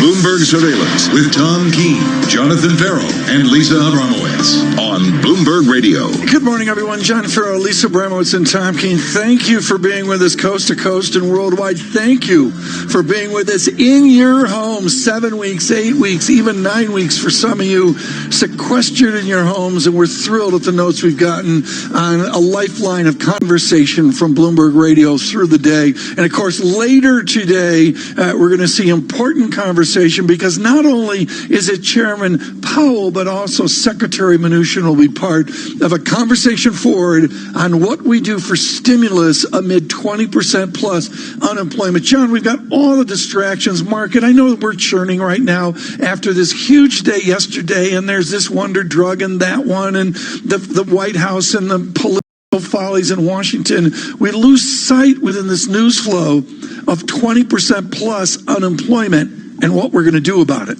And what we're going to do about it on the fiscal side. And I think that's why it's going to be such a big focus at 10 a.m. when we have this hearing, Tom. For me, how much daylight is there between what Secretary Mnuchin is trying to push forward and do, and how much daylight is there between him and the chairman? The chairman's been quite clear that we need a little bit more fiscal help. I think it's going to be about the pace now, how quickly we're going to get it. And for the chairman, I'm really interested about forward guidance. Chairman Powell's going to say something like, rates need to remain near zero until we're on track to achieve our goals. What are the signposts for them to know they're on track to achieve their goals? Will they offer time contingent guidance? Will they say rates remain near zero for this many years? Or will they offer some data that will remain near zero until unemployment breaches X or Y? That's what I'm looking for in the weeks to come. And the forward guidance is a mystery, and of course it extends out into 2021 and even 2022. Lisa, what I just find simple is that the secretary and the chairman, are they just simply on the same page? And what kind of risk are they willing to take on the government's books? The reason why I'm focusing so much on this is because we're seeing an increasing amount of bond issuance by the weakest players, the ones that have gotten hit the hardest by the coronavirus. Carnival, Marriott, Delta, Gap, Avis. The question is, are we creating a new breed of zombie companies? A great story on the Bloomberg talking about this. How much will that weigh on the economy? And is that the intent of the Federal Reserve and the Treasury Department's programs, to basically enable companies that are already struggling and are going to continue to struggle to keep struggling along for years? I wonder what the definition is of furlough here, John. I mean, at the end of this, it's a social cost issue. Before we go to Jim O'Sullivan, John, I mean, the difference in how United Kingdom, with their real bad mathematics on the pandemic, or maybe doing better in Europe, Spain and Italy, and of course Brazil is a terrible mess right now. But it's the social cost of this that really drives forward these institutions to action. Yeah, this is not a political judgment, more just an observation. Europe quite clearly had the welfare infrastructure ready to go to develop plans in a smarter, more efficient way than the United States was able to. Though, yes, I reserve judgment also on how the UK responded on the healthcare side of things. I've been very clean to draw a distinction between what they did on the healthcare side of things, which they've been heavily criticised for, and what they've done on the fiscal side, which I think many people have celebrated. Jim O'Sullivan joins us from TD Securities. Jim, give us an update, and give us Chairman Powell and Secretary Mnuchin an update on your call on the unemployment rate. How high can it go? Hi, Tom and all this morning. Well, I mean, a lot of it's to do with measurement as well. I mean, you're citing 20% plus numbers, and arguably it is there if you count everybody who's suddenly become unemployed. Obviously, the number for last month was 14.7%, but I mean, if you adjust for the drop in the participation rate, and BLS suggests that some people are misclassified as employed but just not on their job, and they probably should have been unemployed. If you include those, the number would have been probably around 22%. So those sort of statistical issues could continue for the next couple of months. So I don't think we will necessarily see a 20% number, but we probably will see a higher number in April than we saw in May. But the hope is that after that, from June on, the numbers will start coming down again. So, yes, I mean, measured maybe properly, it's a 20% plus number, but we may not actually see numbers that high. In any event, I mean, this is not the Great Depression in the sense that we shouldn't be extrapolating these numbers. There will be improvement in the second half of the year. We hope there will be improvement, significant improvement in the months to come. Jim, let's talk about the chairman. Before the Senate, a little bit later this morning, we've heard so much from Chairman Powell over the last several weeks. I'm sure some people welcome that. I'm sure many others don't. What's left from Chairman Powell that you haven't heard? Well, Jonathan, you were just touching on key issues from our perspective. I would not expect to get clarity on those today in terms of forward guidance. I don't think that's the focus of today's testimony, which is more about the CARES Act and the $454 billion that was allocated as capital backstop for the various 13.3 programs. So yes, absolutely, we're very interested in terms of forward guidance on the funds rate as well as QE. What are the conditions for ultimate tightening, which is way down the road, arguably. But I don't think that's the focus today. It's more about the CARES Act. So given the fact that there is this focus right now on future stimulus in Washington, while the markets are based, is it time to sell in May and go away? Well, I guess I would be cautious for sure. I mean, exactly what that means. I mean, this is a big hole to climb out of. It's going to be a long time for the economy to recover. Jim O'Sullivan, what is your question for Secretary Mnuchin? We have a parlor game here with the chairman of the Fed, the vice chairman, and the rest, and we've got all these smart questions we ask them. Folks, our Michael McKee will speak with Eric Rosengren of Boston later today as well. Nobody ever talks about the questions to Secretary Mnuchin. What would you ask him, Jim? Well, I mean, of course, the markets are keen on seeing what more in terms of fiscal stimulus. Exactly. I mean, that's obviously an issue. And I think there is consensus that there is going to be another round. It's just a question of how much help is in there. I think everybody agrees that states and cities will need more aid. So, again, will that question be answered today? I suspect not, but that's obviously an issue for markets over the next month. I think a lot of people are upset as well, Tom, about how much has been done to loosen financial conditions. And it hasn't been contingent upon the companies that have received the benefits of that maintaining the payroll. The small business program, quite clearly small business lending has done that. But when it comes to the Fed, the amount they've built up the balance sheet, the amount they have loosened up financial conditions so that people can still come into the capital markets and raise money, I think there's been a huge disappointment. These companies are able to tap in to really loose credit markets, largely because of what the Fed has done, and not have to follow up by saying, you know what, we pledge to keep the payroll exactly where it was before COVID hit. And John, what's so important about your important comment is it's a comment for June and July. The reporting will be done on that, and that will drop, there'll be some adventurous reporters, hopefully at Bloomberg News, where that will drop like a bombshell into June and July, and frankly, into the election season. That's the problem, isn't it, Jim, that we haven't really seen the large multinational payroll cuts yet. When we reopen and these big multinational companies take a look around at the demands backdrop, at the outlook for improvement, we're going to see some big job cuts, aren't we, at some of these big multinationals? Isn't that just inevitable at this point, Jim? Well, I mean, it's not. I mean, certainly big companies have contributed. It's not, I think, just the small companies that accounted for the 20 million plus. And certainly there are a lot of furloughs out there. I mean, even companies like the auto companies obviously are starting to come back. I mean, they're big companies. So I think disproportionately, it's the smaller businesses. But I think across the board, when you got the 20 million decline in April, and again, to the extent the economy does start to open up again, then I think there are reasons to think that the big job losses are behind us once we get through May. Thank you so much for being with us. Jim O'Sullivan, TD Securities Chief U.S. Macro Strategist. I do wonder, John, to your point about jobs and the idea about further job cuts, a big wild card. I feel like people are kind of counting that out. At the same time, if you do get a slowdown in consumer spending, I have a hard time believing that's not going to bleed up into some of these more office jobs that have been preserved up till now. Really important question. Let's get you some news, some headlines worldwide. We can do that this morning with Michael Barr. Thank you very much, John. Lisa Tom, a spokeswoman for the World Health Organization, says the agency has no immediate reaction to a letter from President Donald Trump that listed his complaints against the United Nations Health Agency.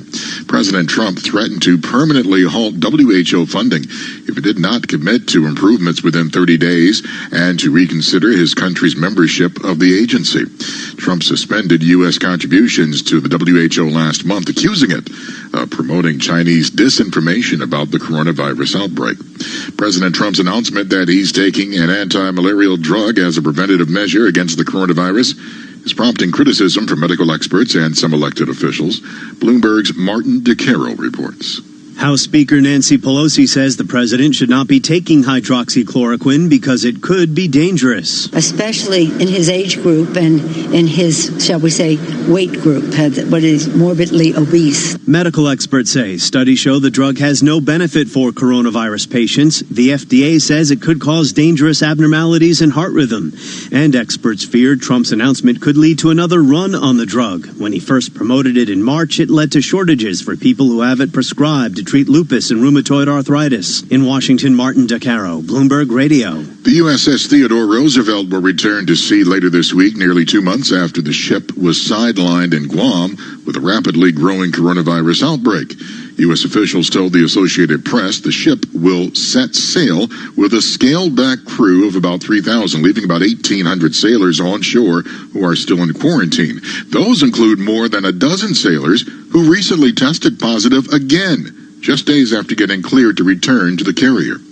Global news 24 hours a day, on air and on Quick Take by Bloomberg, powered by more than 2,700 journalists and analysts in more than 120 countries. I'm Michael Barr. This is Bloomberg. John, Lisa, Tom? Michael Barr, thank you, sir. Thank you very much. We've talked about it a few times this morning. Just a really nice cyclical tilt to the rally in yesterday's session. Maybe it's a squeeze, maybe it's tactical, but that's what you want to see. If this market's going to price in a cyclical recovery, you'll see energy, industrials, financials start to lead. That's what we saw in yesterday's session, Tom. Now, if you take the market cap weighted S&P 500, compare it to what we got out of the equal weight S&P 500 yesterday. We had a rally of 5.5% on the equal weight S&P 500. That basically dilutes the big impact of the mega caps, makes everyone equal weighted, and you saw that big cyclical tilt, energy, industrials, financials, give that equity market a really big lift.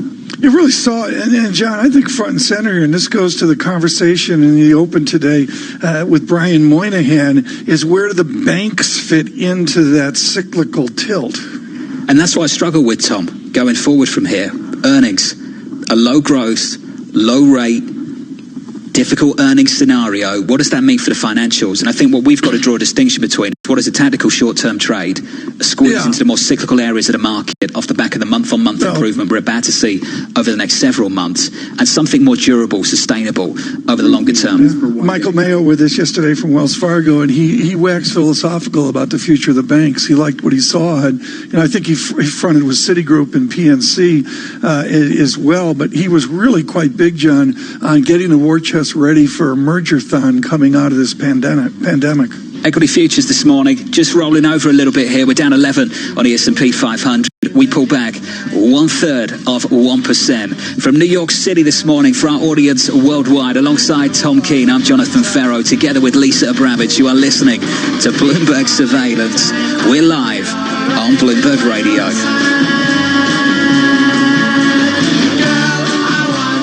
What's the true value of your custodial relationship? Ben Harrison of BNY Mellon's Pershing explains. As sophisticated investors demand more from their advisors, advisory firms, in turn, need to rely on their custodian to help them grow their complex businesses. At BNY Mellon's Pershing, supporting the rapid growth of RIAs is our number one priority. We understand what it means to deliver true value to our clients who are looking for a custodian that is aligned with their best interest and delivers high-value solutions, all in an open architecture environment with flexibility, choice, and transparency. Learn why so many of the largest advisory firms turn to us for the financial strength, resiliency, and high-touch service that BNY Mellon Pershing provides. When you work with Pershing, we put your business first. Can your custodian say that?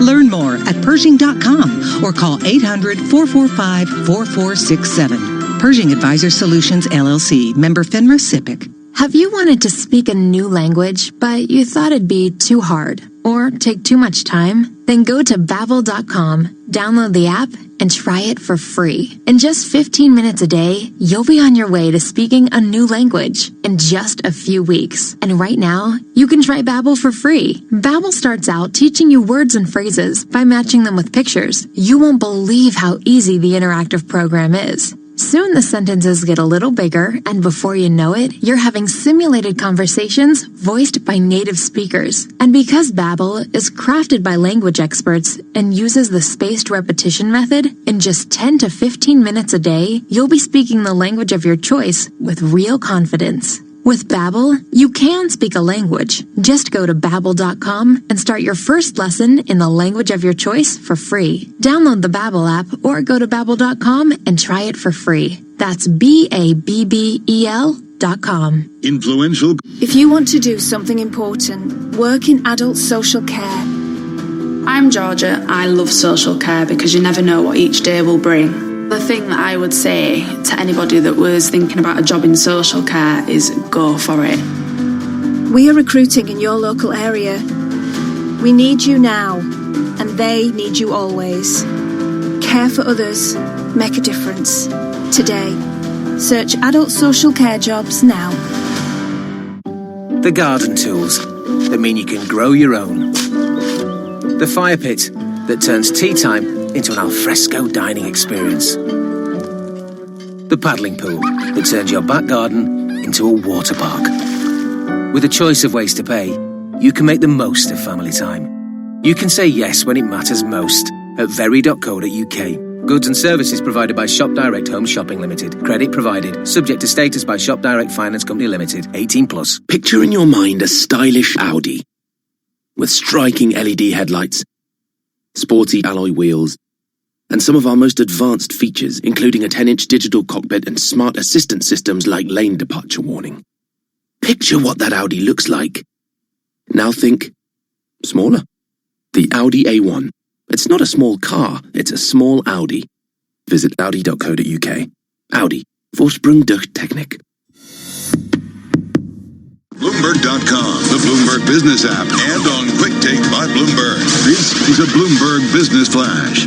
And I'm Karen Moscow. U.S. stock index futures are lower this morning as investors digest earnings following the strong start to the week. West Texas Intermediate oil rising for a fourth straight day. We check the markets every 15 minutes throughout the trading day on Bloomberg. S&P futures down about 12 points. Dow futures down 79. NASDAQ futures down 1. The DAX in Germany is down 0.4%. 10-year Treasury, little change. Yield 0.72%. Yield on the 2-year, 0.17%. NYMEX crude oil is up 1.8% or 57 cents at $32.39 a barrel. COMEX gold, little changed, up 30 cents at $17.34.70 an ounce. The euro 1.0944 against the dollar. British pound 1.2227 and the yen 107.80. We continue to watch Walmart up 3.4% this morning after posting strong quarterly sales. Home Depot down 2.8% after a mixed quarterly report. That's a Bloomberg Business Flash. Tom, John, and Lisa. Karen, thank you. Thank you very much. There is an important development between China and Australia.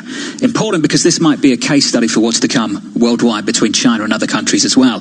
Australia has raised Beijing's ire by calling for an investigation into the origins of the pandemic. China has followed up by drawing up a list of potential goods that could be subject to stricter quality checks, anti-dumping probes, tariffs or custom delays. And state media may also be involved in all of this as well, Tom, which would essentially encourage Chinese consumers to boycott Australian goods. You can see how quickly this can get out of control. Yeah. And there's an immediacy there, folks, of course, between Australia, perceived as much, much closer than the United States to China. Maybe it's not the volume of business, but certainly on an export-import basis with all that iron ore, there's a huge immediacy. On those policy developments and moving east and west to America, Henrietta Treyes joins us with Veda Partners, director of their economic policy right now. Henrietta, an open question with all your experience in Washington. What part of the China-U.S., the Beijing-Washington story are you watching most closely?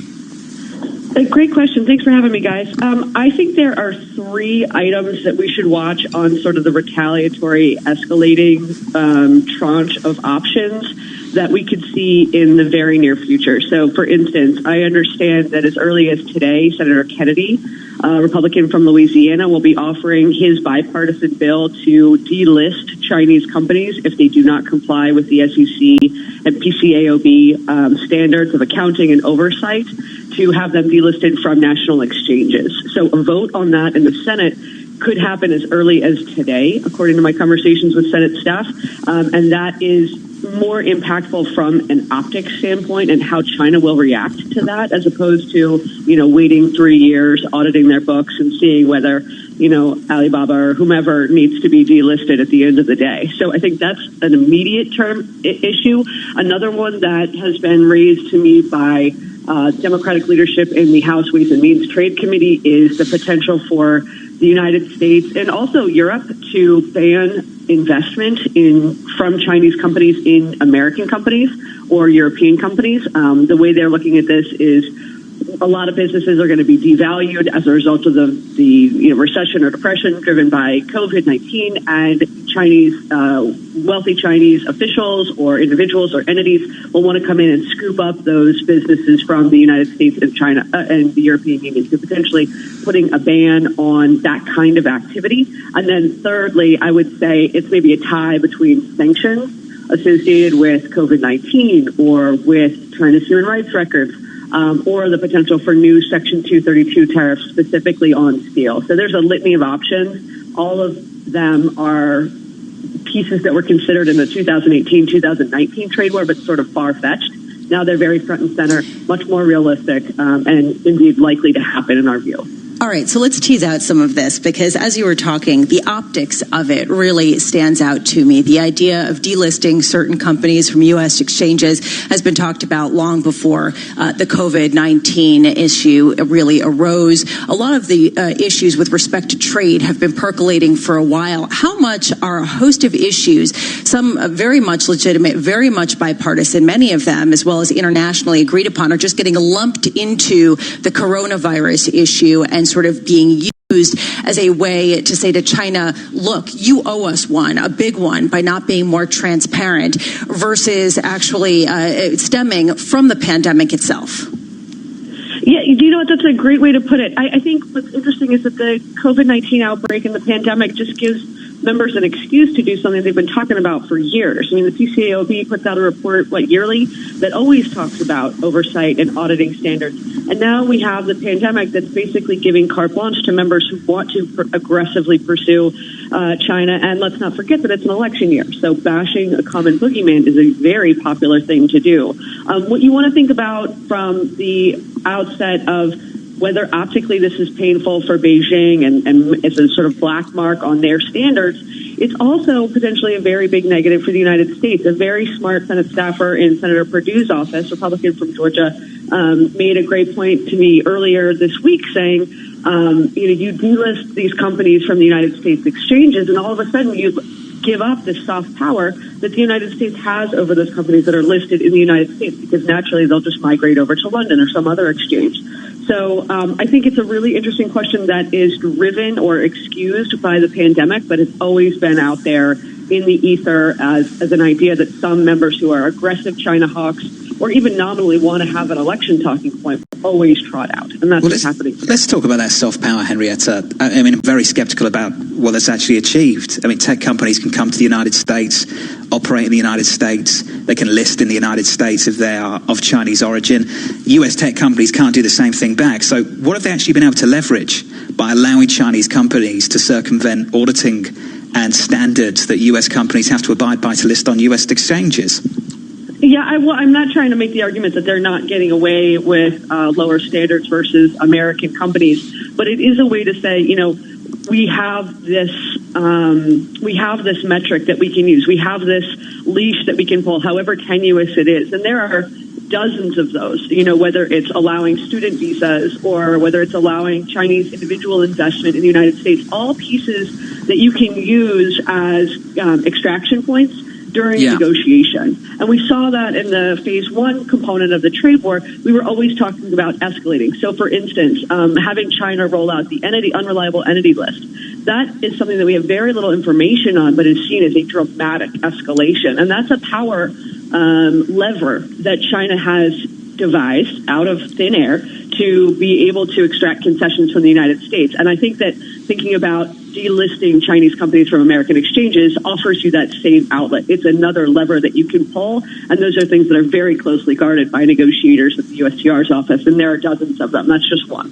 Henrietta Trace, always appreciate your perspective. Of Vader Partners, the Director of Economic Policy on the tension between the United States and China, and the tension between China and elsewhere as well. I understand that congressional leadership on the Republican side will be meeting with the Vice President, Secretary Mnuchin, a little bit later this morning, according to reports, Tom. So that will be interesting, ahead of that testimony, a little bit later this morning. Mr. Rubio, of course, will have a different position there. He's doing things in intelligence. Equity futures down 11 on the S&P 500. We're negative a third of 1% from New York. This is Bloomberg.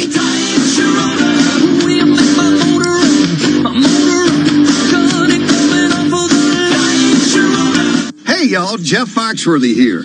Now, if you've ever found yourself repeating the same thing over and over for 75 years, you might be Smokey Bear. Only you can prevent wildfires. That's why I'm filling in for Smokey to switch things up, because there's a lot more to say. And I should know because my grandfather was a firefighter. And one of the things he taught me is that the people that love the outdoors the most are often the ones accidentally starting wildfires, which means always BYOB. No, bring your own bucket to the campfire.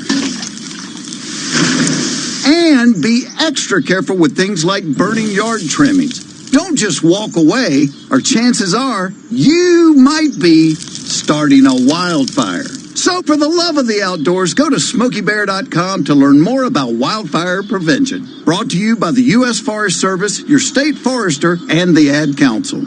25 years ago, NJIT graduate Dick Sweeney co-founded Keurig Green Mountain, a company whose incredible innovations changed the way the world brews a cup of coffee.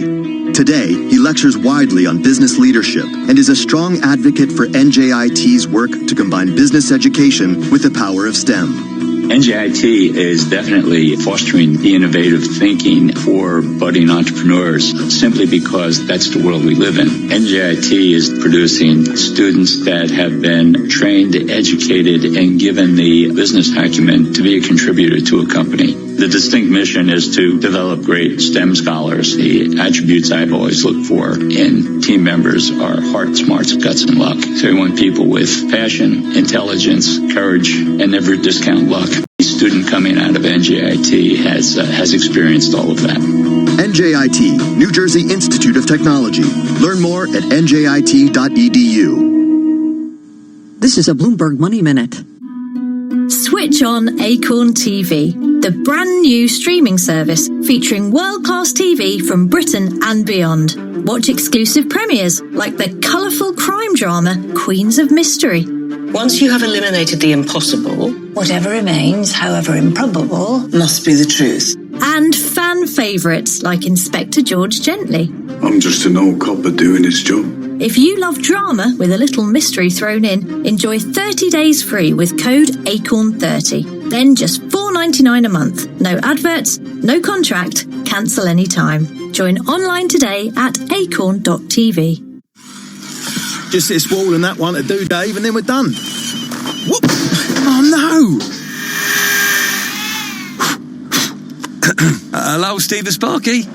Pass us that rooftop, Chris. Yep, sure. I'll be fun. Oh, no. Oh, phew. Saved by the gutter.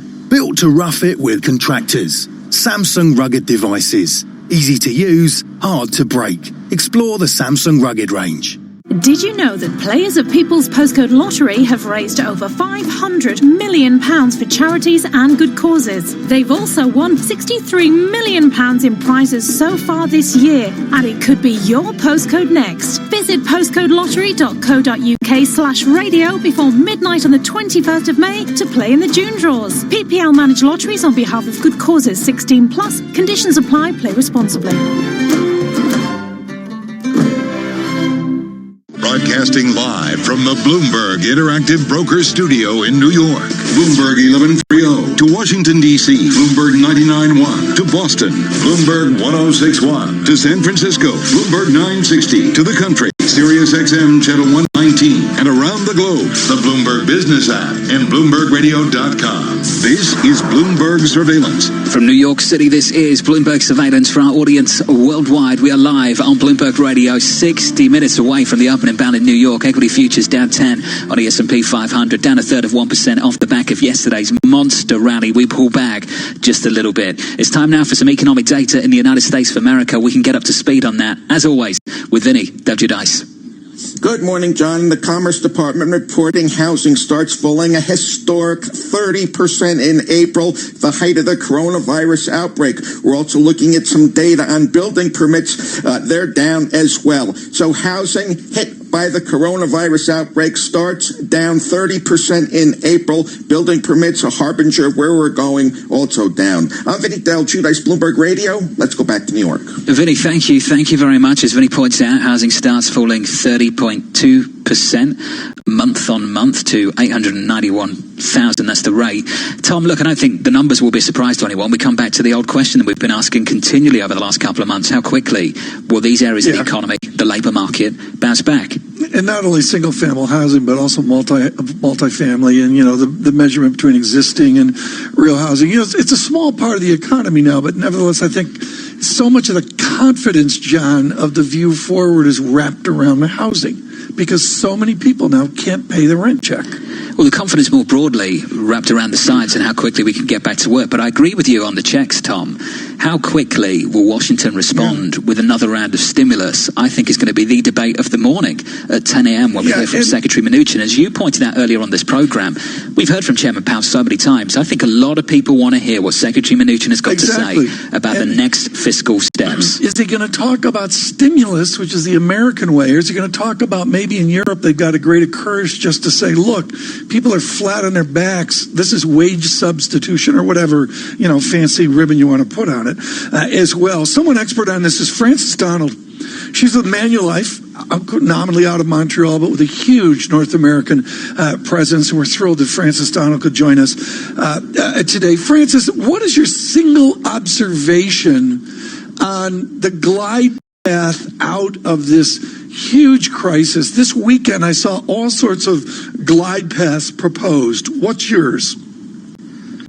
I suspect what we're going to see is a very aggressive reacceleration that begins in the second half of April and starts to really filter through into the May data. But that acceleration is only going to bring us back, in my estimate, 60 or 70% of the way. Initially, that's going to look a lot like a V shape, and it's going to encourage a lot of optimism about the future. But it's that last 30% that is going to be the long slog and weigh on us. And I'm calling that last 30% more of an economic second wave. That last 30% is going to be what is going to weigh on downgrade default activity, elevated levels of unemployment that extend the duration of unemployment, which we know is a problematic development and will be more difficult for policy, particularly fiscal, to respond to. So you're going to see a variation of a few different types of glide paths here. We have to get our timeline straight. Frances, I'm struck by a sort of subplot of this entire pandemic that's been less discussed, and that is the consolidation of power by the biggest players. The idea of Amazon gaining so much share, the acceleration of trends that were already in the works by years. I'm wondering what the effect, what the drag will be on economic growth going forward based on this consolidation of power and the pushing out of anyone smaller.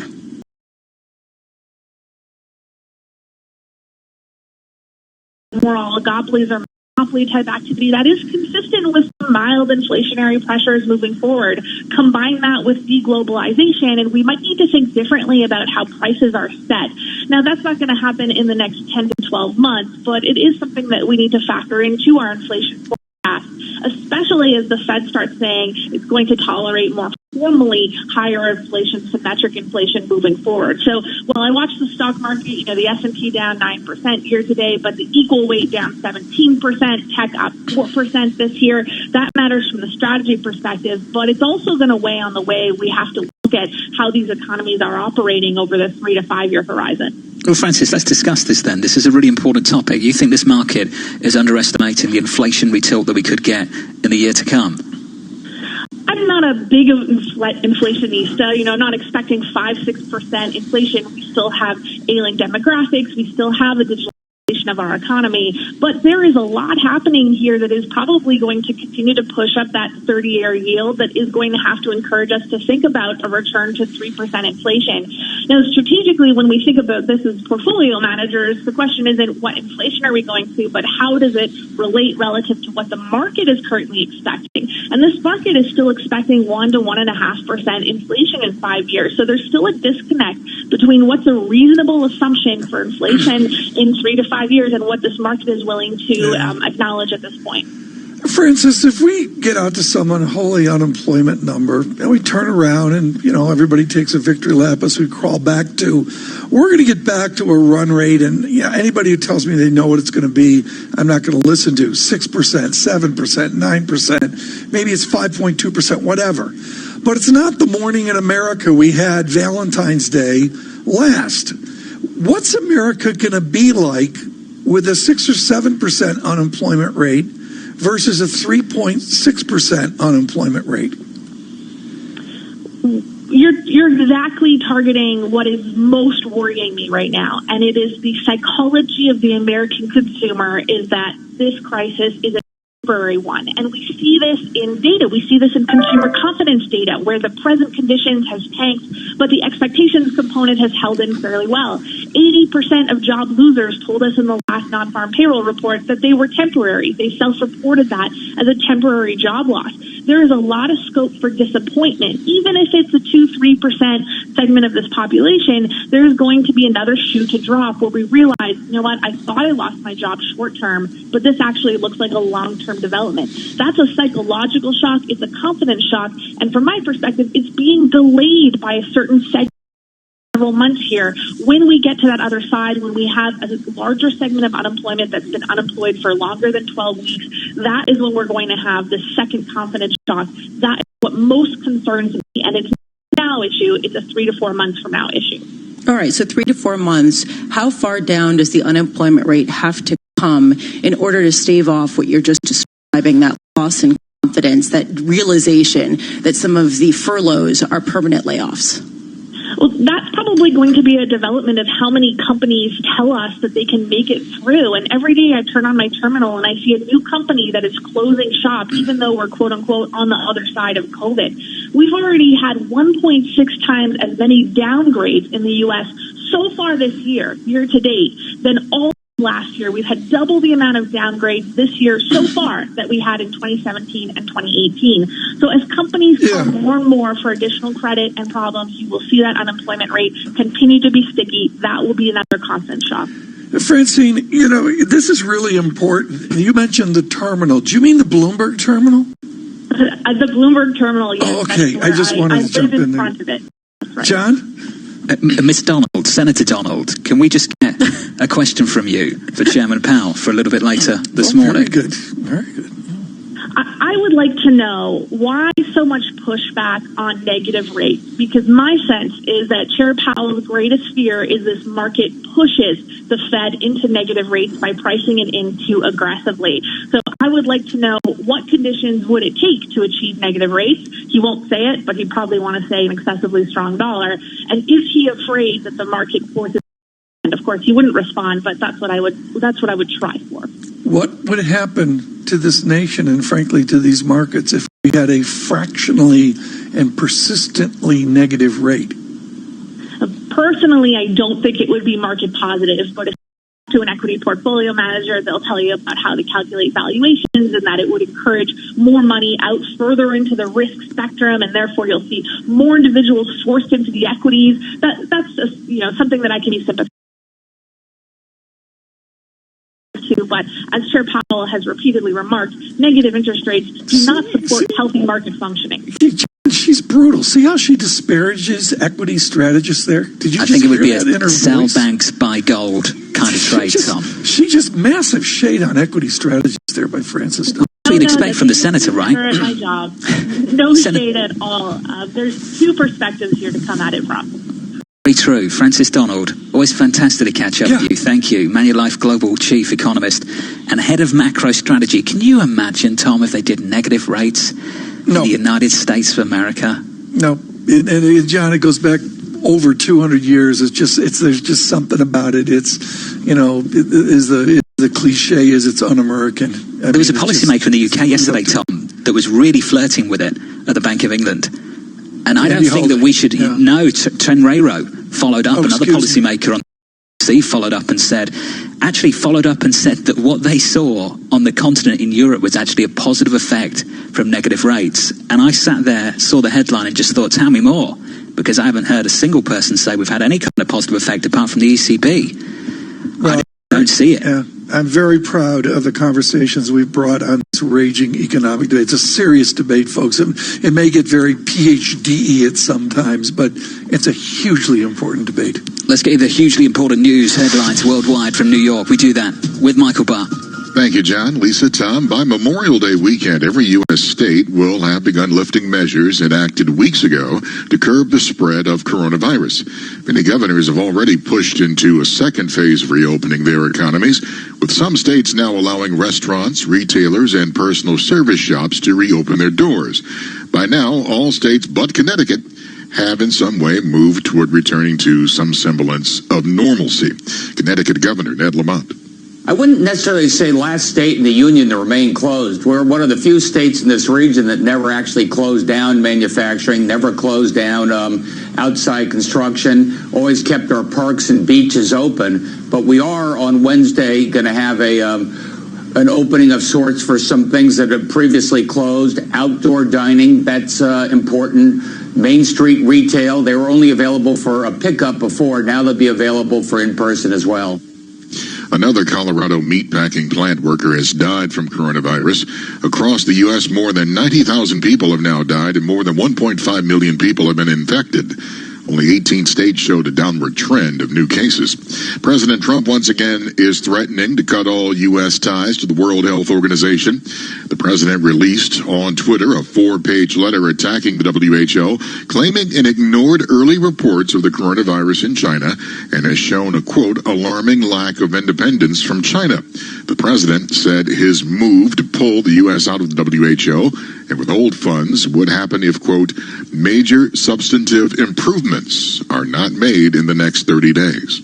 Global news 24 hours a day, on air and on Quick Take by Bloomberg, powered by more than 2,700 journalists and analysts in more than 120 countries. Michael Barr, this is Bloomberg. John, Lisa, Tom. Michael Barr, thank you, sir. Thank you very much. Michael Barr there with your news, your headlines, as we count you down to the event of the morning, 10 a.m. Eastern, a virtual testimony from the chairman, Jay Powell, in front of the Senate Banking Committee, together with Secretary Stephen Mnuchin. As Tom, you and I have been talking about repeatedly through this morning, I think the latter is going to be the more interesting one, as Secretary Mnuchin does under questioning about the next fiscal steps in the United States of America. It'll be interesting to see the tone of the senator's questions. I mean, as we've talked about a lot here, maybe they digress to China, maybe they find that hot button with the World Health Organization, but I got to believe, John, it's got to be more fiscal. And again, I go back, John, to we have all these different themes we're talking about, and the blunt thing in front of us right now is this unemployment rate. It's shocking where we are.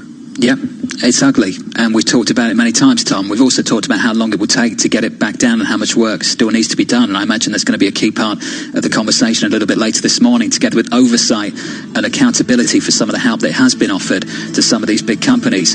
In your market, equity futures are down 7 points on the S&P 500. We grind lower by 0.25% from New York. This is Bloomberg.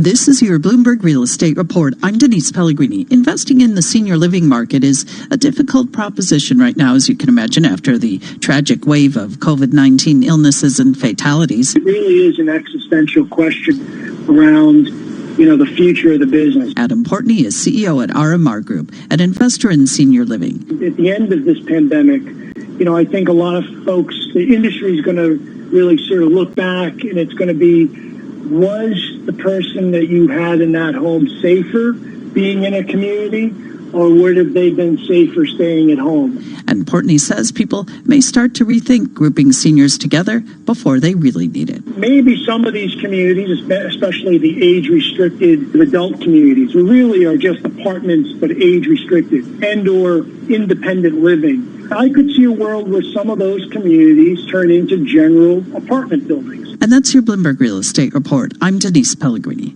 Asset managers who seize change to launch new strategies, add distribution channels, or exploit new technology to re-engineer the investor experience are often rewarded. However, in an industry paralyzed with complexity, few act with agility or decisively. Few run their businesses strategically. Yet the most competitive managers in the market know with the right partner and a flexible operating system, you can. Go boldly toward change with SEI Investment Manager Services. Determination and operational strength are both essential factors for growth in asset management. I'm Steve Meyer, President and Head of SEI's Investment Manager Services Division. We know that disruptive forces create opportunities around the world. If you see potential in change, our industry specialists will maximize SEI's integrated platform of data and risk management, global investment operations, compliance support, and investor services to position your asset management business for success. Come grow with us. With SEI Investment Manager Services, lead the charge in a competitive marketplace. Learn more at seic.com/c. Switch on Acorn TV, the brand new streaming service featuring world-class TV from Britain and beyond. Watch exclusive premieres like the colourful crime drama Queens of Mystery. Once you have eliminated the impossible, whatever remains, however improbable, must be the truth. And fan favourites like Inspector George Gently. I'm just an old copper doing his job. If you love drama with a little mystery thrown in, enjoy 30 days free with code ACORN30. Then just $4.99 a month. No adverts, no contract, cancel anytime. Join online today at acorn.tv.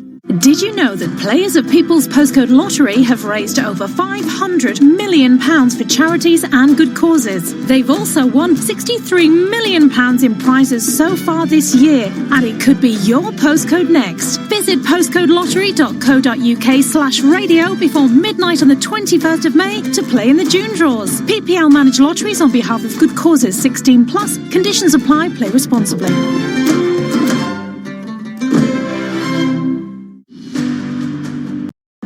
If you want to do something important, work in adult social care. I'm Greg and I lead the team at a residential care home. Supporting people to live life to the fullest, it's an amazing job to have.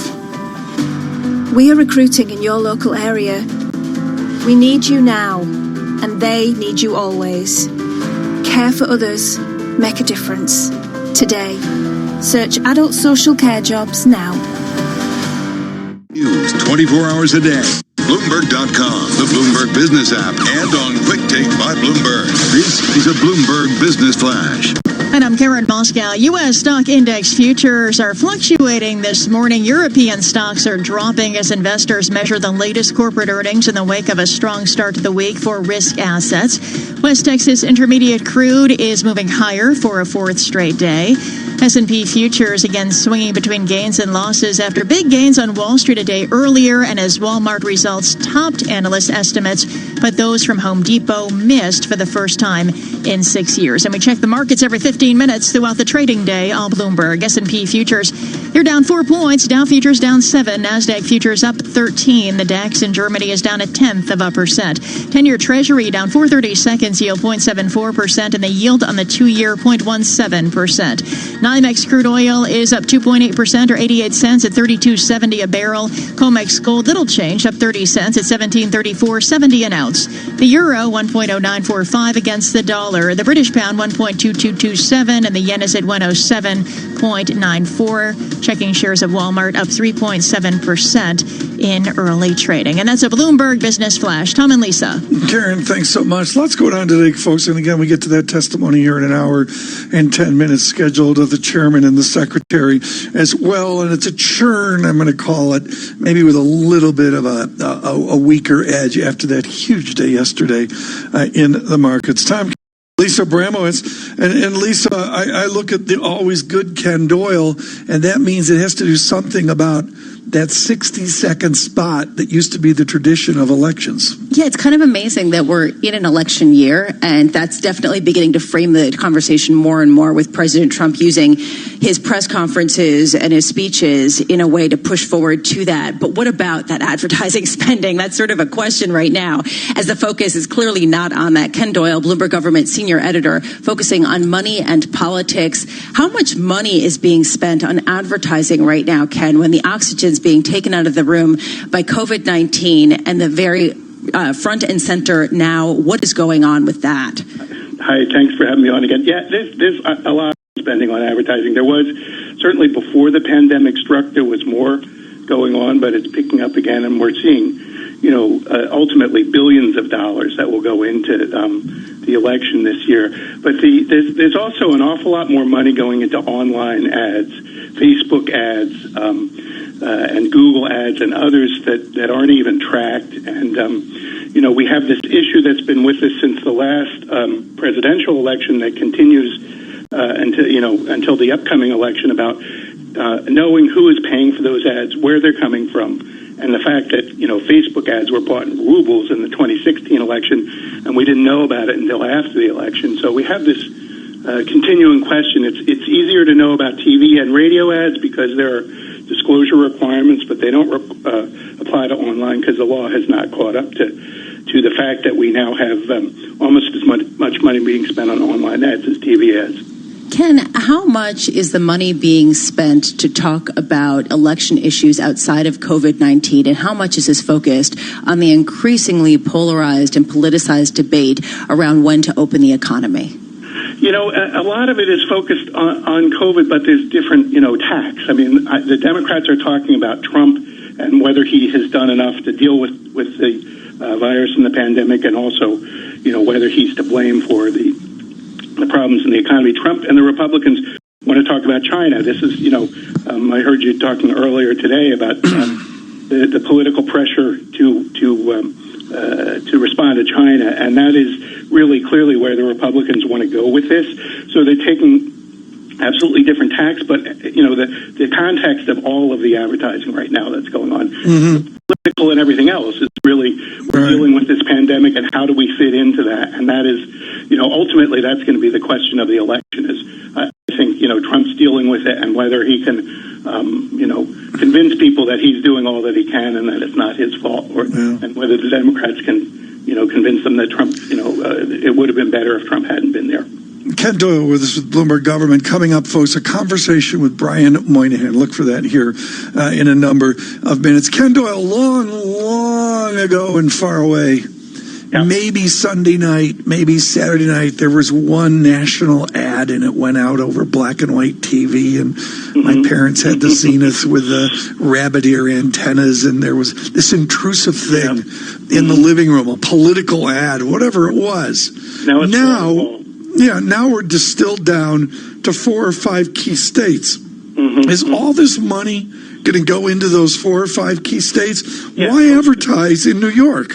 Most of it will, because those are the states. Well, there's 2 things going on. So there's Senate elections in some key states, and more the elections have become nationalized. So how voters are going to vote in those key states for the president in the presidential election also determines how they vote in congressional elections.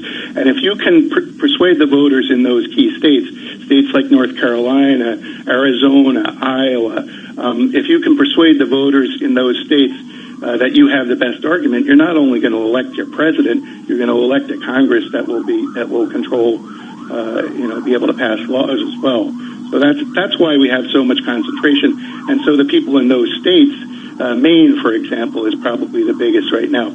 The people in those states are seeing ads all the time, and it's because not only do the Democrats feel that they have a chance to beat Trump in those states, but they also have a chance to beat incumbent Republican senators in those states.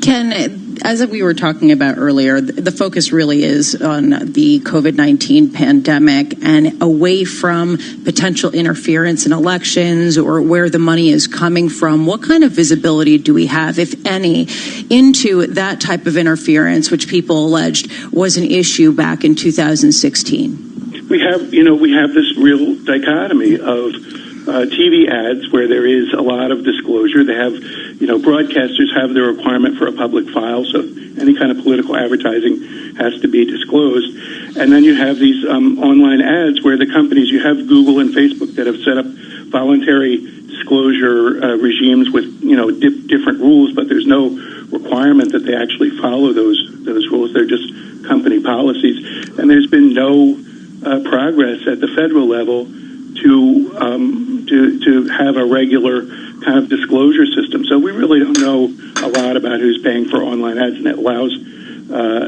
for a lot of mischief for different people that get involved without anybody knowing who they are. And that, I think that's widely seen as a problem. It's just not something that people have figured out what to do about it. A few states that have tried to do it now have been set back by some recent court decisions that where the judges are saying, well, we think it's unconstitutional to even tell these companies that they have to track these ads because, it's compelled speech. So it's really a different story depending on the media, and the area where ads are shifting, which is online, is the area that's unregulated. It's a Wild West area. So, Ken, just to wrap this all together and push forward to the Brian Moynihan interview that we are expecting at 9 a.m., what's Wall Street's spend been like during this election cycle? Which candidate have they been getting behind, if at all? Well, Wall Street traditionally is Republican, right? I mean, but I think you're seeing a different breakdown based on some people who are. It really comes down to Trump, the view of Trump. There are some people that are uncomfortable with him, and there are others. I mean, there are huge. The biggest Republican donor that I've seen to Republican super PACs is Steve Schwartzman, BlackRock. There are. And in previous years, it was Sheldon Adelson. We haven't seen him as much, but we see the largest, not only corporates, but really individual billionaires are the big funders of these super PACs and play a tremendous role now in the way that our elections are financed because the system has been so deregulated. So somebody who has the money can come in and have tremendous influence on the process. Many of them are Wall Street. That's where the money is, but there are others as well. Soros, George Soros on the Democratic side continues to be a huge factor in financing the Democrats. A valuable update. Ken Doyle, thank you so much. I'm sure we'll speak to you again before November. Kenneth Doyle with Bloomberg Government. Lisa? Yeah, we figure that we actually are in an election cycle. We have to keep remembering that. Bloomberg Surveillance is brought to you by SEI. Crises and challenges highlight the power of partnership and character. Work for the common good. One community, SEI. Go to SEIC.com/banks. And talking about banks, Tom, we are awaiting that interview with Brian Moynihan of Bank of America. The interview of the morning, really, as we look for the future of a consolidated banking landscape. He is the rugby player from Brown University, and I think he's a fascinating guy, Lisa. He's a guy that came through all those mergers. It became, everybody's got like 6 views of the Bank of America, going back ages and ages, from standing outside their tower in San Francisco to the whole Carolina operation. And of course, Mr. Moynihan coming out of what I'll call the New England nexus, out of Brown and Notre Dame law. Is well, and it's amazing how he's developed a tone. I give him the highest credit, Lisa, for developing a tone over the last say 5-6 years.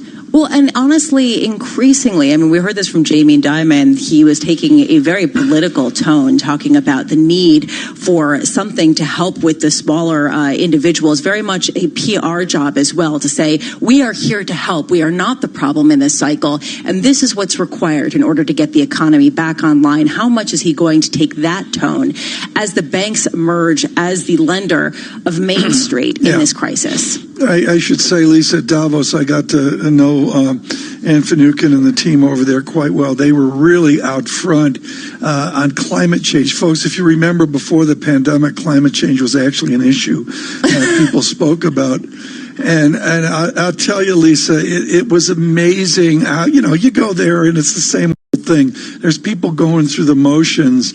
And I'll be blunt, folks, Bank of America, they're really committed to dead serious conversation. Frankly, Lisa, a lot like Michael Bloomberg about, okay, what are we actually going to do? And that sort of was like the Moynihan difference of like, not just another event with hors d'oeuvres and cocktails and that, but like, okay, what are we going to do? Yeah. Well, I think that there's a real fear right now that you're seeing an acceleration in the divide between the wealthy and the lower income individuals in this country. And we saw that again with Fed Chair Powell's statement that 40% of those earning $40,000 and less have lost their jobs or been affected by this pandemic. What are they going to do with that, right? How are the banks going to address that and stave off another really upheaval socially? Well, we'll get to Mr. Moynihan here in a moment. Right now, off of Home Depot, I don't know where he's shopping today, Home Depot or Walmart. Here is one David Wilson. Well, if I was going to shop where people needed me to shop, I suppose I'd go to Home Depot. But Walmart's certainly front and center in today's trading. Up 4%. The retailer's fiscal first quarter sales jumped 10% at U.S. stores open more than a year. The growth in comparable store sales was the fastest in more than 2 decades. Earnings and revenue beat analyst average estimates in a Bloomberg survey. U.S. online sales at Walmart jumped 74%. It's everybody stocking up because of the coronavirus. You've got Target up by 1.5%. Now, their first quarter results are due tomorrow. Home Depot, on the other hand, down 1.5%. The home improvement chain's profit trailed the average estimate for the first time since 2014. The shortfall reflected $850 million of pay and benefit increases to store employees, along with cutbacks in advertising and promotions. And you've got Lowe's down 0.5%. Their results due tomorrow as well. T-Mobile US down 3.5%. People familiar with the matter said Japan's SoftBank Group is close to a deal to sell about $20 billion of stock in the wireless carrier. They said SoftBank plans to sell some of the shares to T-Mobile's biggest stockholder, Deutsche Telekom, and the rest publicly. And since we're talking deals, Moderna's down 4.5%. The developer of a coronavirus vaccine is raising as much as $1.3 billion by selling the equivalent of a 4.5% stake. Now, Moderna's shares surged yesterday by 20%. That brought its gain for May to 74%. You've got Southwest Airlines up 4%. The carrier said flight bookings exceeded cancellations this month in a reversal from March and April. Southwest said at least 25% of seats will be filled in May and 35% in June. Compare that with April's load factor of just 8%. Now, Southwest peers are higher as well. American up 2.5%, Delta up 3%, United up 5.5%. Expedia Group, though, down 2%. The online travel company was cut to hold from buy Jefferies a day before first quarter results are due. David Wilson, thank you so much. Greatly appreciate that this morning.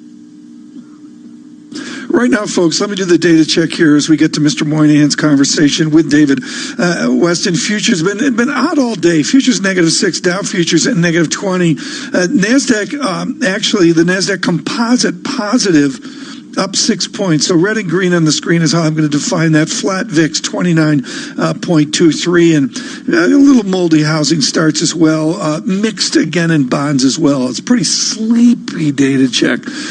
Never sleepy at the Bank of America. Always important to catch up, and certainly during this pandemic as well. With Brian Moynihan, here is David Weston. We welcome now our Bloomberg TV and radio audiences worldwide, as we welcome also the chairman and CEO of Bank of America, Brian Moynihan. Brian, thank you so much for joining us. Last time we spoke was about 6 weeks ago, and you said you expected a rough second quarter, down maybe 25%, some rebound in the third and fourth quarter, and then the economy really getting back to full steam sometime in 2021. A lot's happened in that 6 weeks. Has your view changed? Well, David, our view hasn't changed, but it comes back to what I said before. This is a healthcare crisis. And as you're starting to see the healthcare crisis be mitigated, not solved yet, you're starting to see the economy start to recover, and we can talk about that. But the approach to winning the war against the crisis for us has been a customer-centric, community-centric, employee-centric move. And so we've been out there driving it. We've been supporting our clients and trying to make sure they have the credit and capital to do what they need to do and help them through this trough of activity in the second quarter. And you can see that in the loan balances extended to PPP loans and other things we've done. We've helped our consumer clients through waivers so they have the ability to have better cash flow in a house. We've helped our teammates by saying no layoffs so they know their job is secure, and then getting them safe and working from home. And then we've helped our communities by contributions of $100 million in CDFI investments, which are community development financial institutions, at $250 million, of which about $170 million is already out. So all that is offsetting the impacts of the current second quarter downdraft that you've seen with the unemployment numbers, and we don't see it much differently. It's just that we're starting to see us come out the other side of this, frankly. So we have heard from the Federal Reserve, and they've expressed some concern, at least, that as this pandemic continues, there may be some threat to the overall system. And specifically, they talk, for example, about commercial real estate. Are you seeing some parts of the market that are particularly vulnerable on the credit side? Remember that the U.S. economy is going to be dependent on the activity of the consumer base, and so you always have to start there when you talk about the U.S. So even though we have this year from the Bank of America research team, which is the best in the world, being minus 5%, 5.5% this year, and plus 5% next year, the real question will be how do consumers behave, and what we've seen since the low point in the first couple weeks of April, in terms of everything, in terms of their spending because of the stay-at-home edicts, in terms of their borrowing activity, in terms of the transfer of money, you saw all that fall to a lowest level. And obviously things like travel and hotels and things were most affected. But as you've seen steadily, as you went through the third week of April and on into the first part of May, you're seeing their activities pick up, even in the states that are still under stay from home. And you're seeing the activity pick up much quicker in the places that are going back to work. And so for the month of May, we're seeing it down about 2, 3, 4% versus last year. For the year to date, it's down a couple percent. And that's the question. The length of this is going to be how the consumers behave, given the high levels of unemployment that you've seen published. When people get back to work, jobs coming back in, the stimulus payments, which are all hitting the street over the last few weeks, and how it all works together to see the consumers' behavior change. Chair Powell and others, the concern I have is have we changed consumer behavior as we look out across the next 4, 5, 6 quarters. Well, that is a key question, maybe the key question, Brian, clearly. When it comes to the consumer, I know you've already taken about $4.8 billion reserve against possible losses. Given the level of unemployment, which is really quite stunning, do you think that's going to be enough? Well, what you've seen so far is with the consumer help, we've granted about 1.5 million payment deferrals. But if you look at the actual interesting statistics, about 35 or 40% of the people asked for a credit card payment deferral went ahead and made the payment. And if you go and look at those consumers, what you see is because of leave aside the issue of where the money is coming from, you're seeing higher balance in our account. And that's because of stimulus between the EIP payments, between the enhanced unemployment. These measures taken by Congress and by the administration and by the Fed have worked to offset the unfortunate aspects of very high unemployment. And so far you're not seeing the delinquencies and things rise. You've seen payment deferrals increase, but you're seeing them start to level off and come down in our book. And so we expect to see charge-offs coming later on as this thing goes on. But the reality is right now you're not seeing the kind of credit damage that you'd expect to see with this amount of downdraft and activity. The question is what happens next, and that's what we're all watching. And to that very point, you said in the past China, to some extent, may give us some indication. We've seen numbers coming out of China, Brian, that indicate the industrial production has come back pretty quickly. Oil consumption is coming back as well. But on the other hand, consumer maybe not so much with the retail sales. Does that give you cause for concern back here in the United States? Well, it does, because the question is how do you change behavior? So when you saw China, you saw they went into this earlier, they locked down earlier, they came out earlier, and we're back in our offices in China moving from 50% of people back to work to 80%. So you're starting to see normalization of activity, and then the question is what's the underlying activity in restaurants and shopping and things like that. And so you saw an immediate burst of activity as they open back up, and you see it fall back down. And that's what we have to watch in the United States is there'll be a burst of activity in some of these places as people who have been in their homes for 5, 6, 7, 8 weeks go back out and do things, and then will that sustain? And that's where you need to look mentally on things like car purchases and things like house purchases and see where they start to end up over time. But remember, the baseline projection for most people is the economy doesn't get back to its current size until you get to sort of the end of next year. That's the definition of a recovery. So, but each quarter from this quarter forward is increased economic activity, and what we have to make sure, and all the policies and stimulus have been put in place, are making sure is that despite the very high unemployment, despite the issues of who's unemployed, despite the issues that we need to get people back to work and the human toll of all that, the stimulus is offsetting it. It is an attempt to offset that, and you have to see that play out over time. Brian, you have something like 180,000, I think, people working from home right now. You talked about what you're doing over in Asia. When do you expect them to come back, and how? And by the way, how many? Will they all come back? Well, the idea is we've always had people who worked outside the standard office setting, and that's something we do. There's a great debate, will this change forever the workforce in America and where they want to work? We'll see that play out, but that is further out there. In the near term, we have been open every day. We have not shut down, except for the branches we closed out of concerns to keep our teammates safe in those branches, which is about 40% of the branches.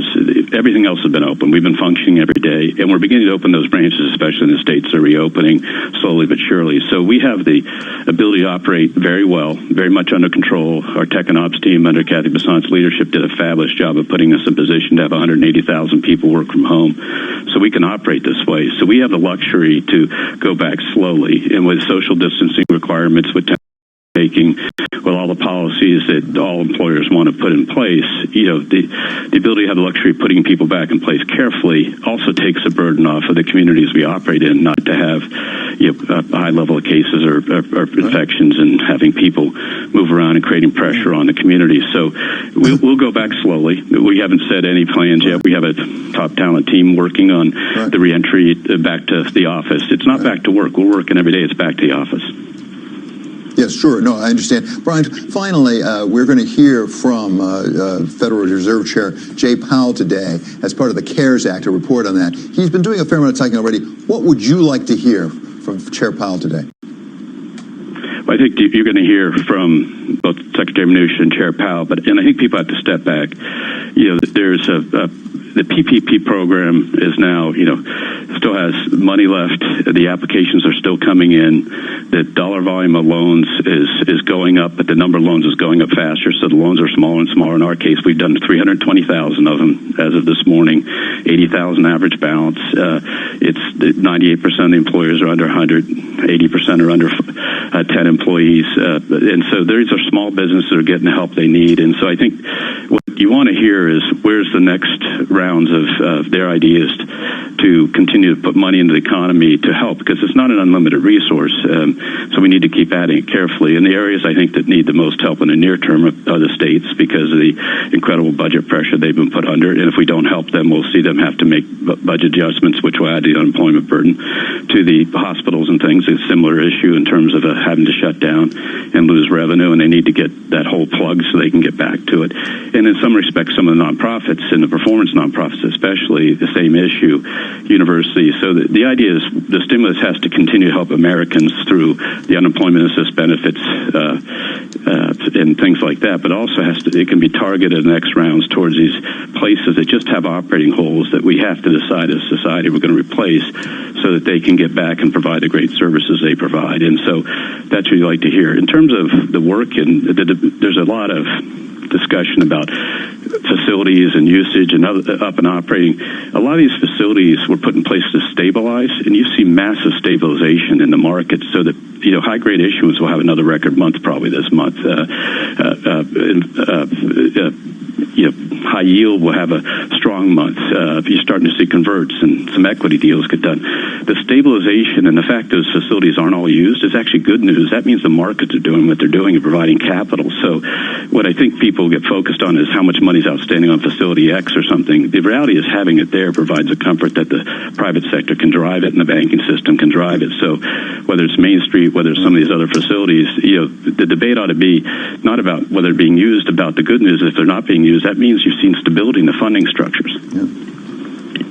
Fascinating. Thank you so much, Brian. Really appreciate you spending time with us. That's Brian Moynihan. He is the chairman and CEO of Bank of America. We want to thank all of our radio listeners for joining us. And this is Bloomberg. David Weston with Brian Moynihan this morning with Bank of America, their leader Brian Moynihan. Most interesting. Bloomberg surveillance this morning, brought to you by Cohn-Resnick Advisory Assurance Tax. Cohn-Resnick can help your business mitigate disruption and mobilize for the future. Visit their Coronavirus Resource Center today. CohnResnick.com/COVID-19. Paul, really interesting. Paul Sweeney and Tom Keene here in the rest of this hour as we drive forward to important testimony by Mr. Powell and by Mr. Mnuchin as well. Paul, this really brings up, and I can dovetail this, hearing Brian Moynihan loving talking about the bigger picture, but not the little picture, which Paul is with the banks. Mike Mayo, I thought, was on fire yesterday with Wells Fargo. The phrase we use is the choice set. The choice set the too big to fails are going to have. They can't go out and merge because of restrictions. The choice set of the littler banks, which is brutal because they don't have the technology in this new technology era. And what's fascinating to me, Paul, and Bloomberg Intelligence, I know, works on this all the time, is the banks in the middle. And to me, you look at the roll-up that you and I lived with the Bank of America. Paul, was there that period in the 90s where you had 6 cocktail parties around Christmas time with 6 banks that 8 months later were all together as Bank of America? Exactly right. I mean, there was a roll-up. Bank of America, Wells Fargo was another one. I worked at a little regional investment bank in the early 90s down in Richmond, Virginia, and it was ultimately bought up by First Union. Then First Union became something. All is now Wells Fargo. Wachovia is in there somewhere. Exactly right. So we've had that North Carolina kind of roll-up of the banks, Tom. That was just an extraordinary time, and we really haven't seen that much since then. But now, what do you think? Yeah, I think, interesting. I think a lot of, businesses, including the banks, Tom, are going to come out of this pandemic and really thinking about their business models, because, this is going to be really, really difficult for a lot of consumers, a lot of small and mid-sized businesses, even maybe some larger businesses. And they're going to have to think about, consolidation as a form of survival. And I think we're going to see, Tom, business models change a little bit, just like we're going to see consumer habits change coming out of this pandemic. We're going to see business models change, and that may necessitate some consolidation. Yeah, it's going to be interesting, to say the least. Paul, I'm going to let you, I know the Bloody Mary's choking you this morning, so let me talk here a little bit. We welcome all of you across this nation, and, of course, those of you working in your homes. Paul, Lisa, John Farrell, we've all been just humbled by the feedback we've got of people that are using Bloomberg Radio to stay abreast of the markets, and, of course, all the politics wrapped around this. For those of you just dipping into the political day, I don't think we'll see that much with Chairman Powell and with Secretary Mnuchin. Overnight, the president releasing a detailed letter to the World Health Organization on China, and our Kevin Cirilli making very clear a focus for him and sound on tonight out of Washington. It was a letter clearly written to the Chinese, and I would note halfway through the letter a careful mention by the president of Taiwan, and then, of course, the uproar over the president talking about his use of this malaria drug, HCA, as well. Those are some of the political ideas that are out there. But, Paul, to the markets, what a bang-up day yesterday. I was miserable. Being in the triple leveraged all cash fund didn't work out yesterday. It didn't. It was such a, it's interesting. Yesterday was such a strong move to the upside, Tom. And it just goes to show you a little bit of positive news as it relates to potential, vaccines, as well as, having Chairman Powell comments on the 60 Minutes on Sunday about, we have a lot more in our toolbox. That's what we're going to hear today. To address this market, and that's all investors needed to hear. But at the question, I think, that coming out of that Moderna news about a potential vaccine, very interesting there. And the timing was much more accelerated than I think a lot of people potentially were expecting. Of course, a lot of unknowns, a lot of variables to get from here to there, but still some positive news. Well, let us accelerate to the data check you need. And, of course, this 12 minutes away from the market open. Here is Karen Moscow. We are seeing futures fluctuate a bit today this morning, though. S&P futures down about 8 points. Dow futures down 31. And NASDAQ futures, they're moving higher. They're up about 6. The DAX in Germany is down about 0.2% right now. The 10-year Treasury down 3/32, yield 0.73%, and the yield on the 2-year at 0.17%.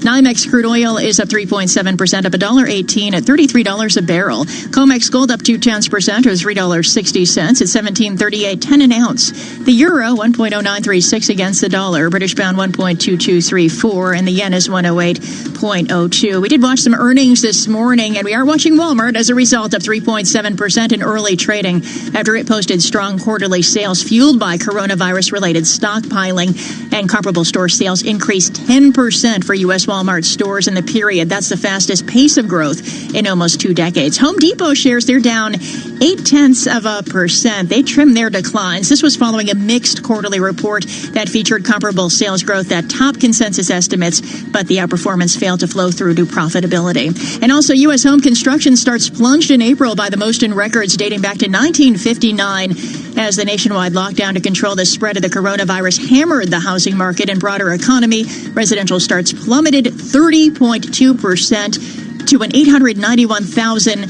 from a month earlier. That's the lowest level since February 2015. And that's a Bloomberg Business Flash. Tom and Paul. Thanks so much, Karen, and I can vouch for the Walmart stockpile thing. Paul, we've got the Tide pellet things, the little orange thingy, the Tide pellets. We've got enough to get us to 2025. Exactly right. Exactly. Everybody's got that story going right now. One of the great joys of doing this, folks, has been over the last number of weeks learning and speaking to the consistent excellence of the Johns Hopkins University medical team. We've talked to people at the Bloomberg School of Public Health. Of course, Michael Bloomberg, the founder of Bloomberg LP, is the philanthropist there, but also to their medical school and their nursing school. This morning, a conversation with Nasa Ernst. Sure. So you're right. We have the adrenaline rush of the ambulances in the bays have diminished. But what hasn't really changed is the demand for ICU beds. Well, the demand for the ICU beds and the ability to go into intensive care right now, what does that signal to you? Is it still a large body of older people, most vulnerable, or is it across all age groups? It's interesting. It is the majority of the age group that we're seeing here at Hopkins that's impacted is actually in the 30 to 50-year-old range. It is spread across all ranges, but that was very surprising to us to see that it wasn't just the elderly population. But, Naya, you make a point, right, in saying, look, reopening isn't relaxing, but how do you change perception? Because a lot of people will say, well, look, we're over the worst, so actually I can get back to a normal life. That's a very good question. One of the things that you have to do is you have to have a good message about the balance between science and economics and not have it as simply political all the time. And if you notice, you see it, that's what we see quite frequently. But really, the things that have worked are the masking, the social distancing. That part needs to stay. But are people understanding? Is it not clear from the authorities, or are people refusing to do that? I don't know, what your perception is in what could be done better. Sure. So people they're relaxing. I was out the other day and I noticed many people without a face mask, and that wasn't the way it was a few weeks ago. So while I don't want this to be an acceleration of doom and gloom, I do want people to really understand that in order for us to stay ahead of this curve that we've been working so hard on, we need to keep the mask on. I saw your segment about Uganda where they're giving masks to all of the children. That's an important message. We need to keep those messages going. Masking, social distancing, washing your hands are all very important things. We are at a different place, but we are not completely out of the woods yet. Nurse Ernst with us with the Johns Hopkins University School of Nursing, and we look for those updates tomorrow and here in the coming weeks as well. Paul Sweeney and Tom Keene, we're resetting 37 minutes away from important testimony by Chairman Powell and Secretary Mnuchin. I don't know, Paul, if either of them shopped at Walmart over the last number of weeks, but when you see a 10% comp store sales, I don't care how you rationalize it.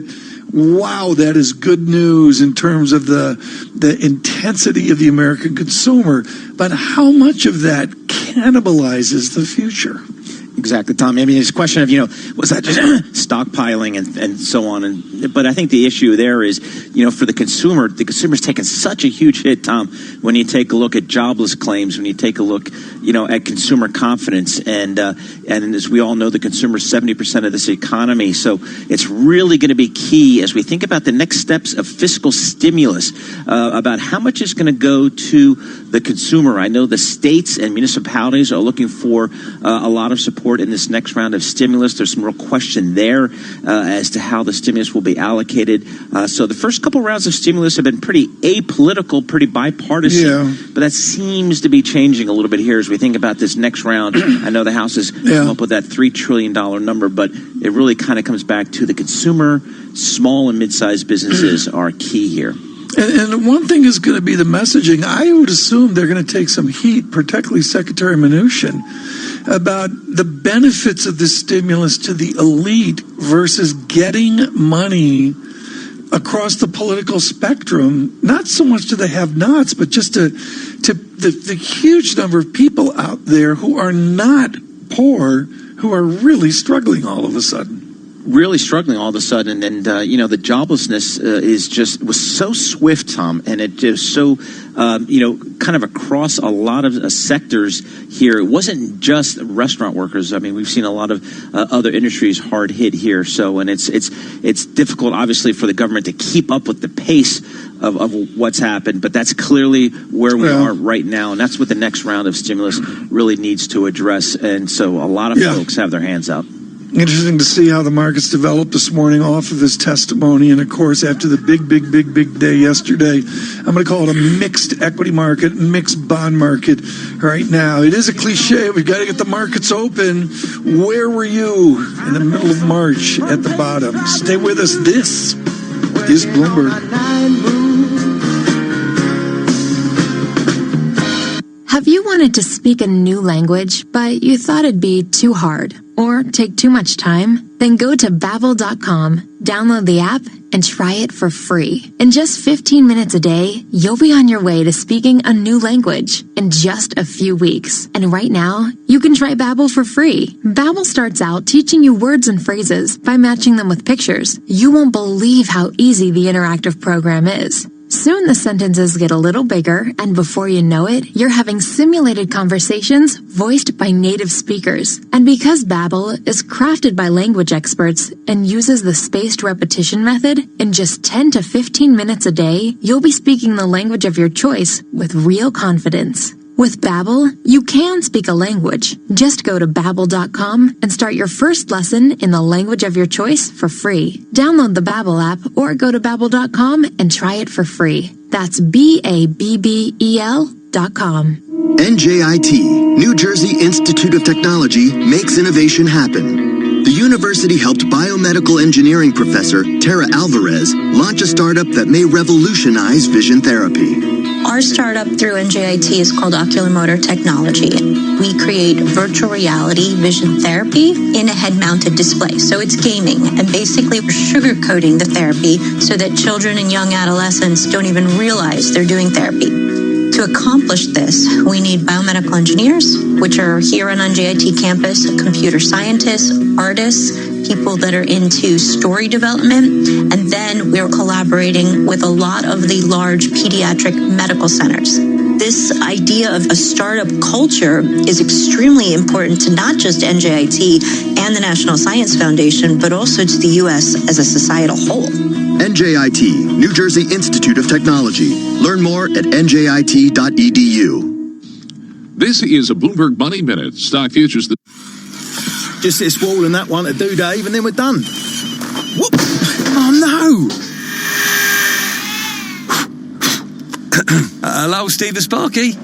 Pass us that roof tile, Chris. Yep, sure. I'll be fun. Oh, no. Saved by the gutter. Built to rough it with contractors. Samsung Rugged devices. Easy to use, hard to break. Explore the Samsung Rugged range.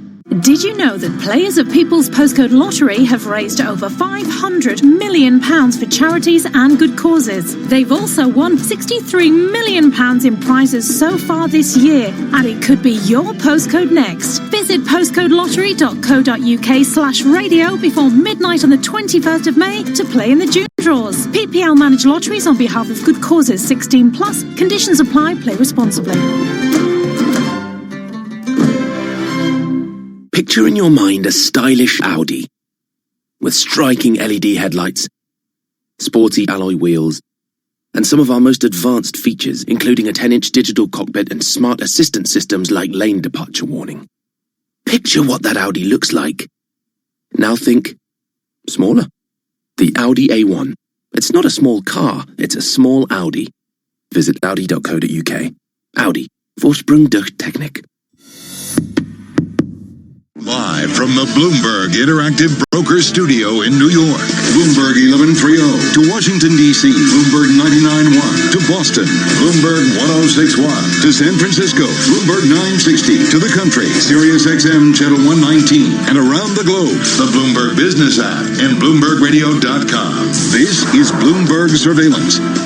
And good morning, I'm Karen Moscow, along with Tom Keene and Paul Sweeney. And the opening bell is brought to you by SEI with an operating platform designed to support all major asset classes, diverse strategies, and investment vehicles. SEI is redefining wealth management. Learn more at SEIC.com/IMS. The S&P 500 is lower at the open. It's down 0.25% or 6 points at 2947. Dow Jones Industrial average down 0.25% or 68 points at 24,526. And the NASDAQ, little change, down 2 to 9232. 10-year Treasury down 1/32, yield 0.72%. The yield on the 2-year 0.17%. NYMEX crude oil is up 4.2%, up $1.33 to $33.15 a barrel. COMEX gold up 0.4% or $7.30 at $17.41.80 an ounce. The euro 1.0929 against the dollar. The yen is at 107.98. Tom and Paul. Thanks so much, Karen. Greatly appreciate it. The market opening up here, and of course to the testimony of Mr. Powell and Mr. Mnuchin here in 31 minutes or so. One B. Ritholtz darkens the door right now. Actually doesn't darken the door, because if he came into my house, he would realize I don't have nearly the shelves of hot sauce that he has at Shea Ritholtz. But anyways, Barry Ritholtz is with us right now, of course, with the best podcast in the world, and occasionally writing for Bloomberg Opinion as well. Barry, we had a wonderful time recently talking about rebalancing. It's so important right now. I could bore you to death with it again, but I don't want to do that. Okay. I want to talk about a word. I'm going to amend it from Peter Lynch's actual usage, but I think it works. Diversification. I've had a couple conversations recently with quote unquote asset allocators, which is the basic boring claptrap that I've ever heard in my life. How do you diversify now? Do you diversify in individual stocks? Do you diversify in sectors? Or is there other Ritholtzian formula that works? Well, sectors are not really a true diversification, because one of the things we look for is how correlated are these asset classes with each other. And when you look across the universe of stocks, they're fairly correlated. Even if tech stocks are doing well and multi-retail unit REITs are doing poorly, generally speaking, in an event like we saw at the end of February, early March, all of those go out with the tide. So what you want to own are very different asset classes, and that means things like bonds, be they corporate or treasuries, actual real estate as a diversifier, tips on the anti-inflation side, and different types of equities, not by sector, but much broader, by geographic region. You want U.S., developed, not including the U.S., and emerging markets. Those behave much more differently than different sectors within the S&P 500. So, Barry, as I think about that diversification, how diversified should folks be here today? I think about commodities. We had Mike McGlone on from Bloomberg Intelligence yesterday. We were talking about a whole host of commodities. And, I think about as we kind of went into this pandemic, commodities really, really flagged the potential weakness or in the economy coming from this pandemic way before we saw it in the equity markets. Generally speaking, where do you put commodities in your diversified portfolio? Well, I don't for the most part, but I love commodities exactly for the signal reason you're mentioning. Commodities know way in advance when there's a decrease in demand. Not so much the supply side, but the demand side. And that's what we saw in things like energy and industrial metals. We saw the decrease before things start to show up in corporate profits. Profits are very much at a lag as opposed to the actual consumption of raw materials.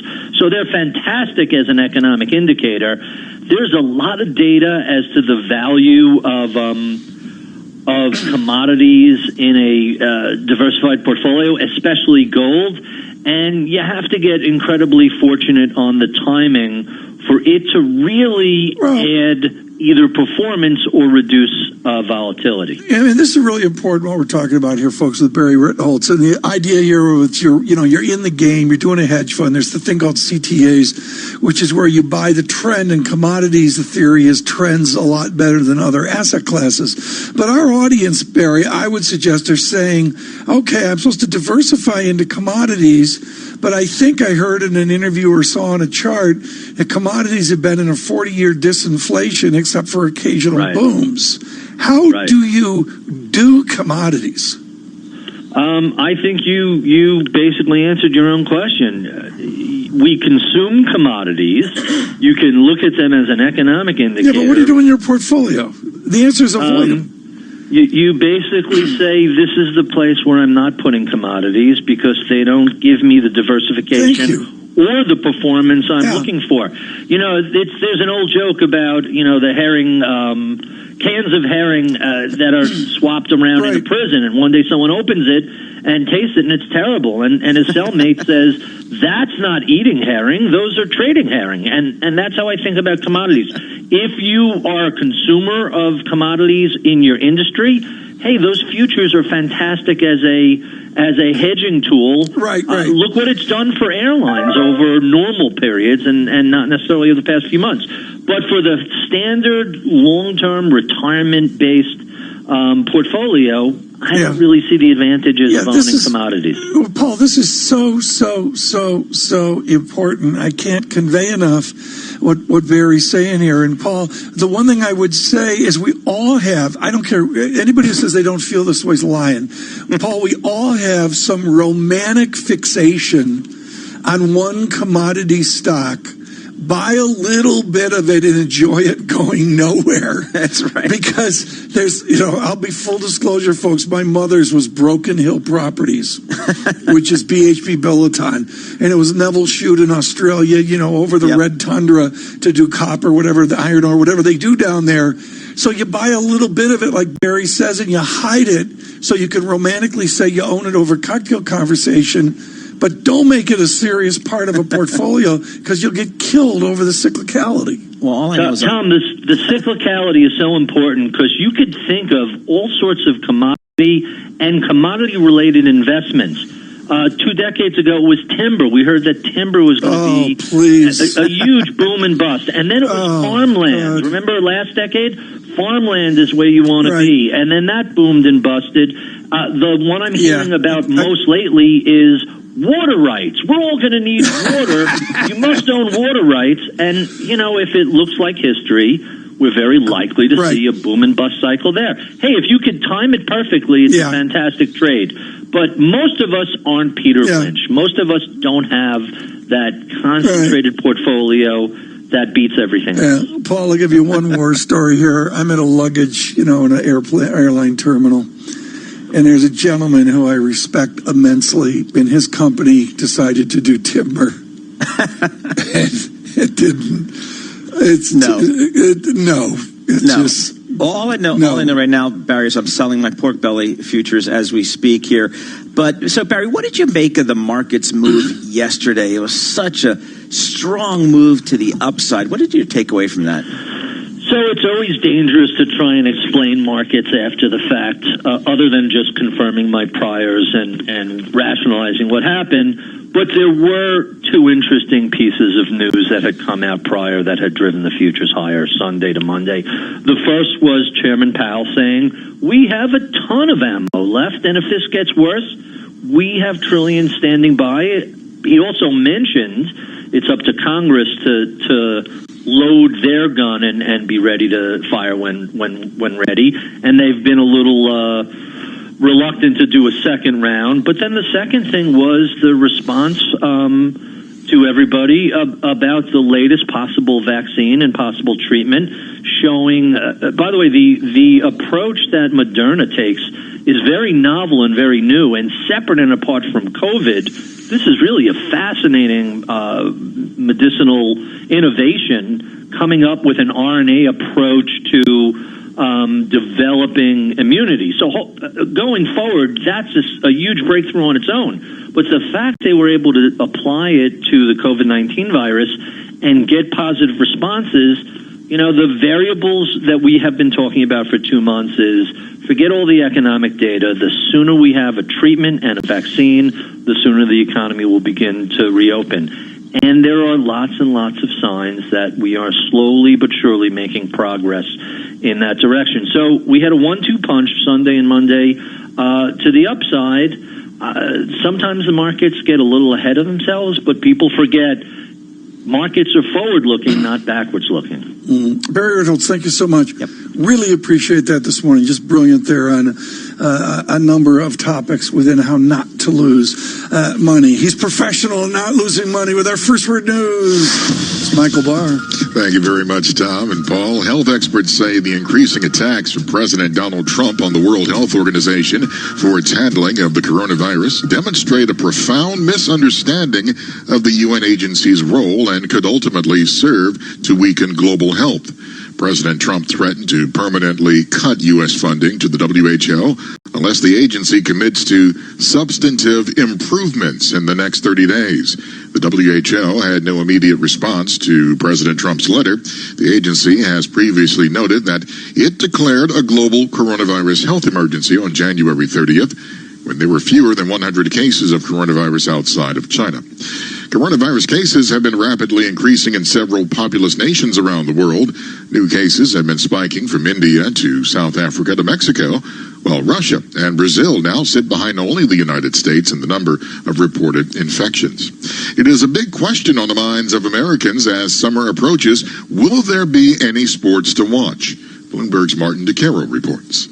As pro leagues make tentative plans, they're getting a boost from some governors. New York's Andrew Cuomo says he's encouraging teams to plan games in empty arenas. The games could be televised. New York State will help those major sports franchises to do just that. And California's Gavin Newsom is eyeing June. Without spectators and modifications and very prescriptive conditions. But among the many unresolved questions, what to do if a player, coach, or team staffer tests positive for the coronavirus? Could the team's games be postponed or relocated, or should they be canceled? Martin DeCaro, Bloomberg Radio.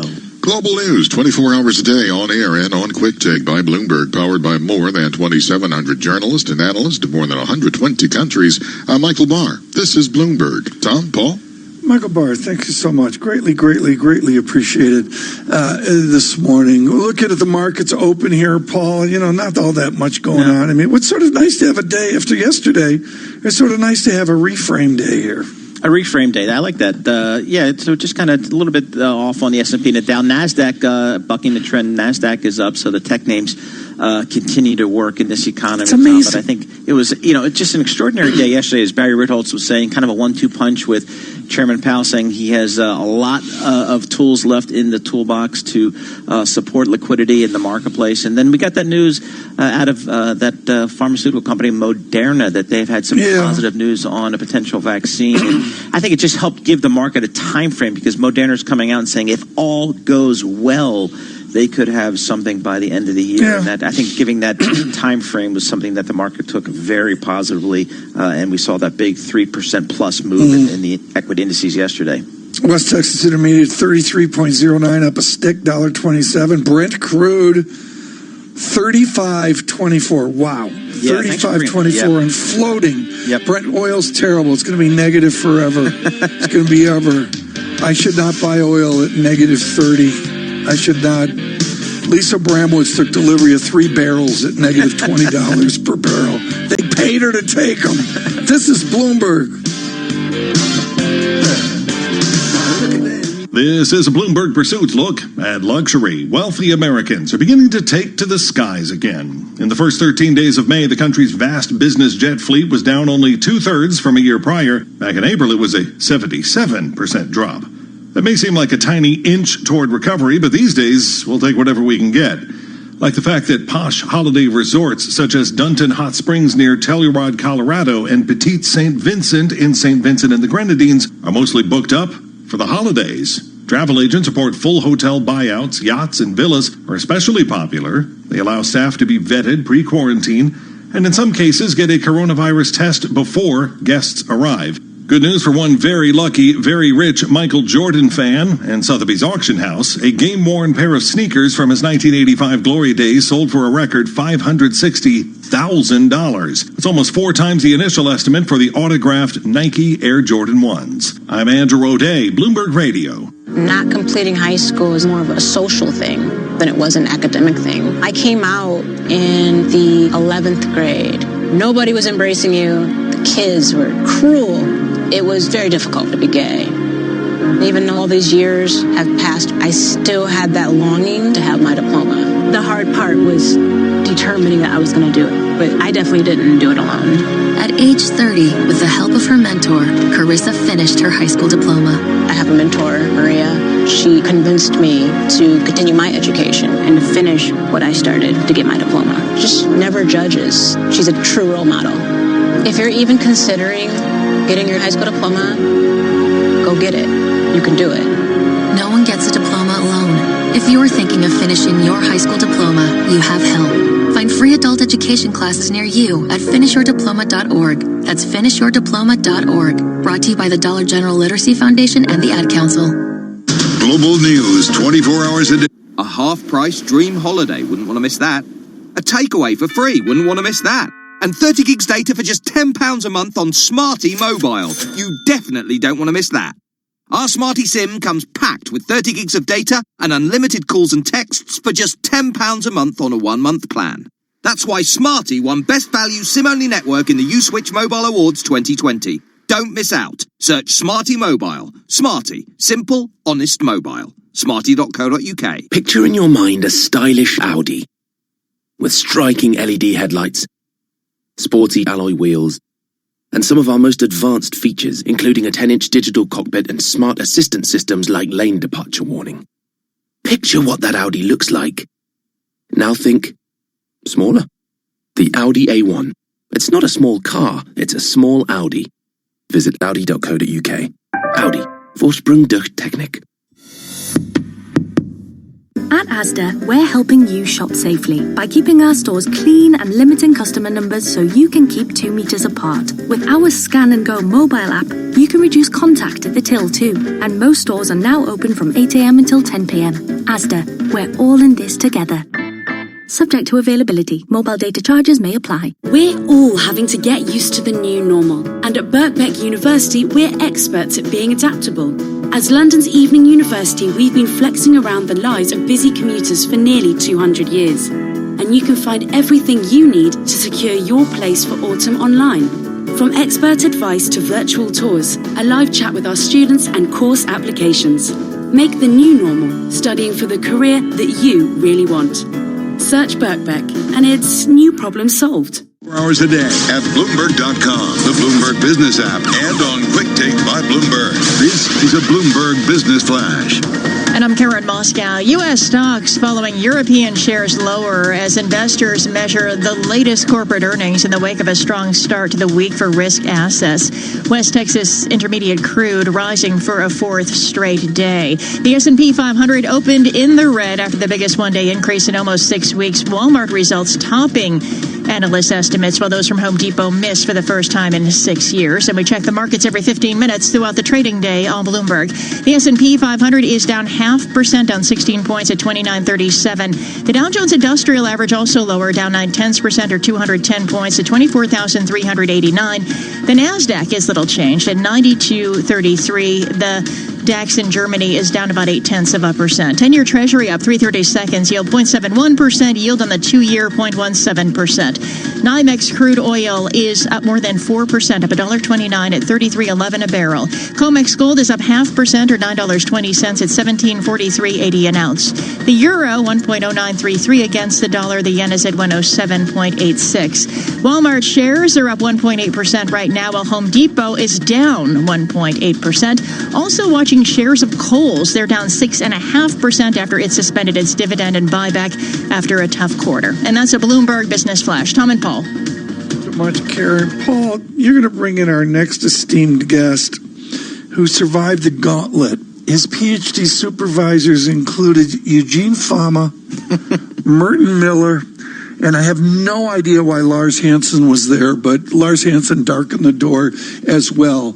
Paul, that is jaw-dropping. It really is. And coming out of that Chicago school, some pretty smart folks. I think they're pretty good on that math stuff, too, Tom, as I recall. Cam Harvey, professor of finance at the Fuqua School of Business at Duke University, former professor of mine, actually. Professor, thanks so much for joining us here.